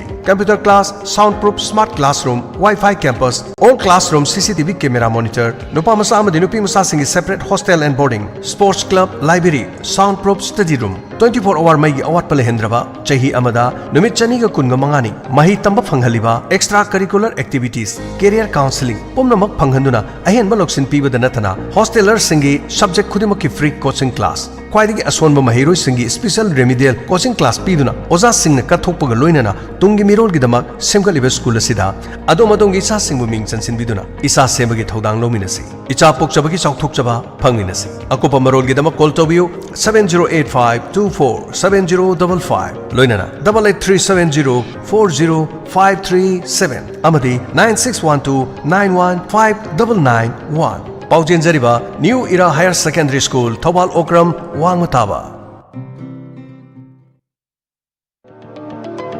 Hangdukchere Isaac Thobal Inkalaliba Naharol Singidamak Amadi Mahiroi Singidamak Isaac Skill Knowledge Provider Center Thobal Okram Wangmataba Thobal Isaac Thobal ngasi Manipur gi mayok nariba situation asidi yenglaga masana masagi thabak pijanabagi pandamda Isaac NSDC na certified tawgadaba skill training gi khudong chaba pijari coursing adudi ahanbada certificate course in computer concept CCC ani subada certificate course in accounting with tele amadi nupi masa sing housewife sing amadi transgender sing gi damakta certificate course in basic of beauty hairdresser and bridal makeup course asi introductory offer oina training fee logzaroi loinana mathakta panjariba course ahumak asi orphan amadi relief camp da leiriba mahiroi singi oina kariguma fee amatta lodana lemna training pizagani form issue amadi submission tawbagi aroiba numit chaliba sahi sigi april gi tang kunga manga english singani kunga mari course haugadaba numit april gi tang kunga mapan english singani kunga mari akupa marul gi dama contact tobiu isaac thoba opposite new era higher secondary school thoba mobile number 7005356 amukana 7005356 adom tonga tongan ba computer gi course ke amarom di tamba irai lai adubu luri badi mahi so hiba amadi asengba certificate pai badu maramasina khodong chabasi lobi ho khanghan zariba akoijam biswajit center manager isaac thoba hangduk chari ayush healing point armani building pakhang lapam pare kaksing khunjai lekai mafam masida ayush ki laing bagi khodong chaba phangbiragani loinana makhal khudimaki therapy tobagi khodong chaba su phangbigani therapy makhal sing adudi homeopathic consultation yoga and naturopathic consultation ayush medicine acupuncture massage therapy yoga therapy steam bath ultrasound therapy interferential therapy infrared therapy vibromassage back therapy weight loss therapy asina sima makhal kaya gi therapy sing phangbigan loinana liver gi anaba amadi kidney da nung leiba amadi tonsillitis skin gi problem loinana nupi gi anaba sing amadi anxiety stress tumba yadaba sina singba sigi laing gi khudong saba pijari masi khaktana tana allergic oiba gout leiba heart amadi masigi mari leinaba leina sing diabetes amadi haksang gi weight hengatpa tonga leina kaya gi maram dasu tanabibe yagani ningtokaba numitagi na thangja numit ki ayuk pung 8 dagi na pung 2 fauba loinana nomaiji numit ayuk pung 9 dagi na nungthil pung 3 fauba gi doctor unabi bagi khudong saba phangbigan akopa marol gi dama 8413935890 loinana 6009968145 ayush healing point cure with care armani building pakhang lapong paring kaksing khunyai lekai Nungairaba Paujel New Era Higher Secondary School Thobalna High School Living Certificate Examination 2024 Thariba Mahiroi Singda Yaifa Paujel Pijari Loinana Haukiba Chahi Kayadagi School Lasina Leptana Class 11 Science ki Special Free Foundation Course Tobagumna Handak Sahi ki Lakliba April ki Tang Tara English Singani Kungamari Dagi Haujaragani Ningthina Train Torbo Oza Singna Subject Suna Haibadi Physics, Chemistry, Biology, Mathematics, English Amadi Computer Science na singba ayuk to subject ahum aduga nungthil da subject ahum nungtigi ayuk pung manga dagi haujagani arapa mafam dagi course asibu yawbini ba mahiroi singi dama free boarding gi khodong saba su pijari school asina haubadagi lepa leitana kosem na loba higher secondary examination singda 4th 5th 12th 13th 14th 15th 17th loinana 18 amadi 20 rank puthokpa ngamjakri pre coaching class asibu interest lebiba mahiroi singa pijari ba mobile number 88370 40537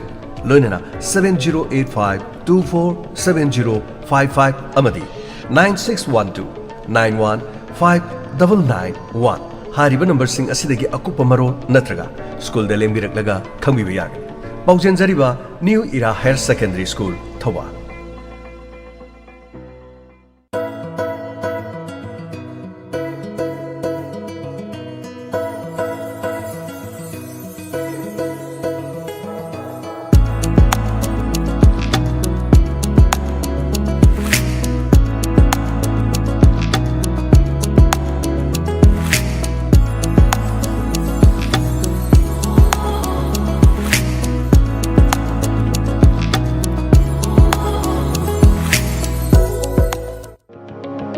Nungairaba Paujel Haukiba April gi tang kun ga taruk English singani kun ga mari yaifaraba irai numit asida Imoinu Westgate Rice Hotel Thangal Bazaar hariba mafam asida chak ki hotel ama hangdokchari adomna Imphal da chathok chasin tawbada sai singi khudong chadraba yumgi cha insang gi mahok chap mararaba Imoinu Westgate Rice Hotel Thangal Bazaar mafam asida yumgi cha insang sing makhal suna phangbigan amuktang mahok tangbiu Imoinu West Gate Rice Hotel Thangal Bazaar First floor asida Blazeri Akopa Marol Gidama Kambining Labadi Nandini Hizam 87877806669 Amukahana 87877806669 Hariba number asida Adomna Sagadaba Chak Insang Loinan Adomna Sagadaba Mima Sing Pawbada number sida call Tobiraga booking Tobiu Amuktang Mafam asida Linksin Biduna Makhal Mathelgi Insang Sing Sibu Mahaw Amukta Kitang Tiang Tana Tawzavani Mayam Pumna Magna Ngapigani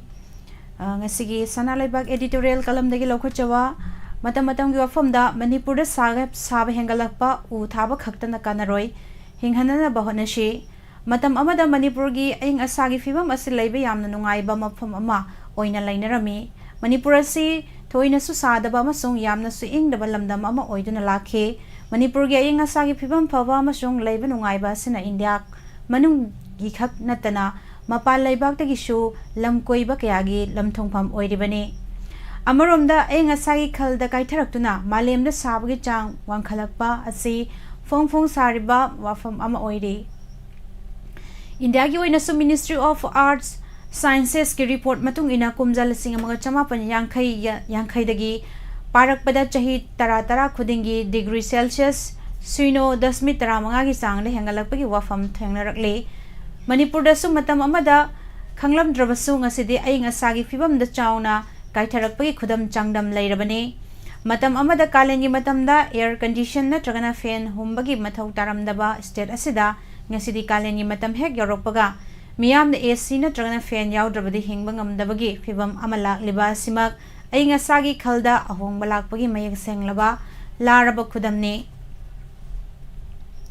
Masi ayuk nungtil khakta da natte numidangi matamda shu state asida sabe hengalaktu tumba faubada AC na tragana fan yaudaba yadabagi fibam ama mayok nari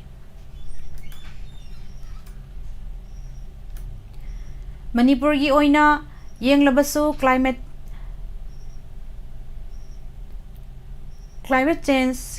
central kauba United States ta based tauba climate scientist amasung research singi apunbagi organization amana India gi state singda honglakliba ing asagi fibam gi matang da chathaba survey gi report amagi matung ina kumjali sing amaga chamapon humbudra dagi hauzik fawda sabagi chang asai ka hene hengalakpagi wafam palle report adugi matung ina Delhi da sabagi chang Celsius degree suino dasmit ani hengatpa matamda Manipur da Celsius degree ani dasmik ahungi chang yauna hengalakpa thengnabagi wafam palle Masimak taraina lauba chumloi aing asagi changda ahomba lakleba kaya asigi maram aikoina nainabagi tangai fadaba leire haukiban numit kharani asida Imphal manungda sawgi chang yamna wangba thengnari Manipur lenga ki Directorate of Environment ki report matung ina metara tarukta Imphal East da Celsius degree kuntragahom taruk dasmit taramato yongna sakhe numit kharani gi mamangda None district da Celsius degree kuntragamapan dasmik suino ama yauna sakibagi report leire amaromda Manipur da haukiba chahi khara asida umang kokthokpagi chang ka hena wangkhalakpana aing asagi fibam da chauna kaitharakpa akaiba thohannabagi maram oire Manipur da kumjalising amaga chamapan marfuga taretagi kumjalising aniga sumna kunga mathoi fawba chahi 103 gi madam asida umangi lam square kilometer chanipan ga humbudraga taret hantharakpi wafam chief minister nongthom birena phongdok laikre Kumjali sing amaga chamapan marfuga tareta Manipur gi apunba umangi pak chawba si square kilometer Lising taraga taret chamriga humbudraga manga oirambadagi kumjali sing aniga kunga matoida square kilometer lising tara taruk chamanga ga marfuga nipan da hantharakpa thengnakhi hairiba chahi kuntraga mari gi telaba matam asida kokthokiba umang sing asi nauna semgatba yamatam yamna changkhigani umang kokthokiba asina nongjunungsagi changda kaitharakpada achaw mateng pangle masida natana chawkhatpagi matung ina engine panba gari masing hengalakpa asida masidagi thorakpa maikhu singna greenhouse gas sing thadoraktuna numit nungsit senghandabada natana sabagi chang hengalanbasu chawna mateng oiribani lamdam asida mangkhriba umang sing asi yokhatnaba chahi khudingi forest department na ban mahashap puthokuna u pambi sing chahi khudingi leptana thajinbagi thoram sing pangthoktuna lakle nauna thaba u pambi amana mapung mare farba upal ama oiba matamda pambi makhal khenabagi matungina manadrabasu changchatta chahi taradagi na nifu fawba changi haina launari maram asina hojik thariba upal sing asina hingduna mapung phaba umang ama oirakpa tarbasu sanglaba matam ama sangkhigadoribani matang asida panjaningbadi hojik lairiba fibam asidagi hena soksindanaba aikoi khudingmakna thaudang lobagi tangai fadabalei aikoina u chara sing tharabasu hinghanba ngamdrabadi madugi kanaba leiroidabana pambi lak ama tharaga hingnaba ngamloidabadi sharuk pambi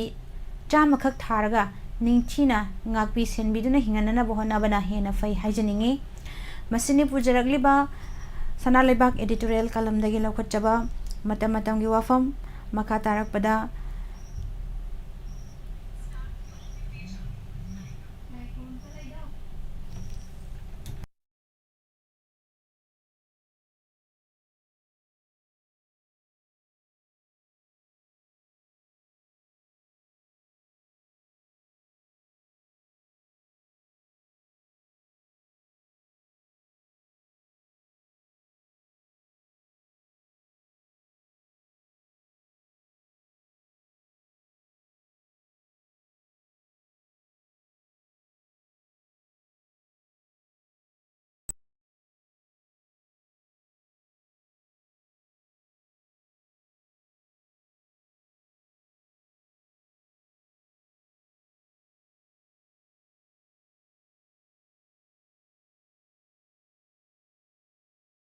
money bag अमा तहौरी हाइरिबा money bag असी वांगजिंगदगिना उयाल वांगबन फावगी मनुंगदा तहौबा money bag नि money bag अदुदा यावखिबा चे चांगसिंगदी service ID card Aadhaar card PAN card driving licence ATM card voter card असिना चिंगबा यावखरे कनागुमबना खुनबीबा थोकलबदी उयाल अवांग लैकाइदा लैबा हुइद्रोम अशोक कुमार दा सिनाबियो अवामल मतिक चाना कच्चगनी contact number पिजरी 8575175994 अमुक्तंग Hannah 8575175994 Slopeland Public School, largest and finest residential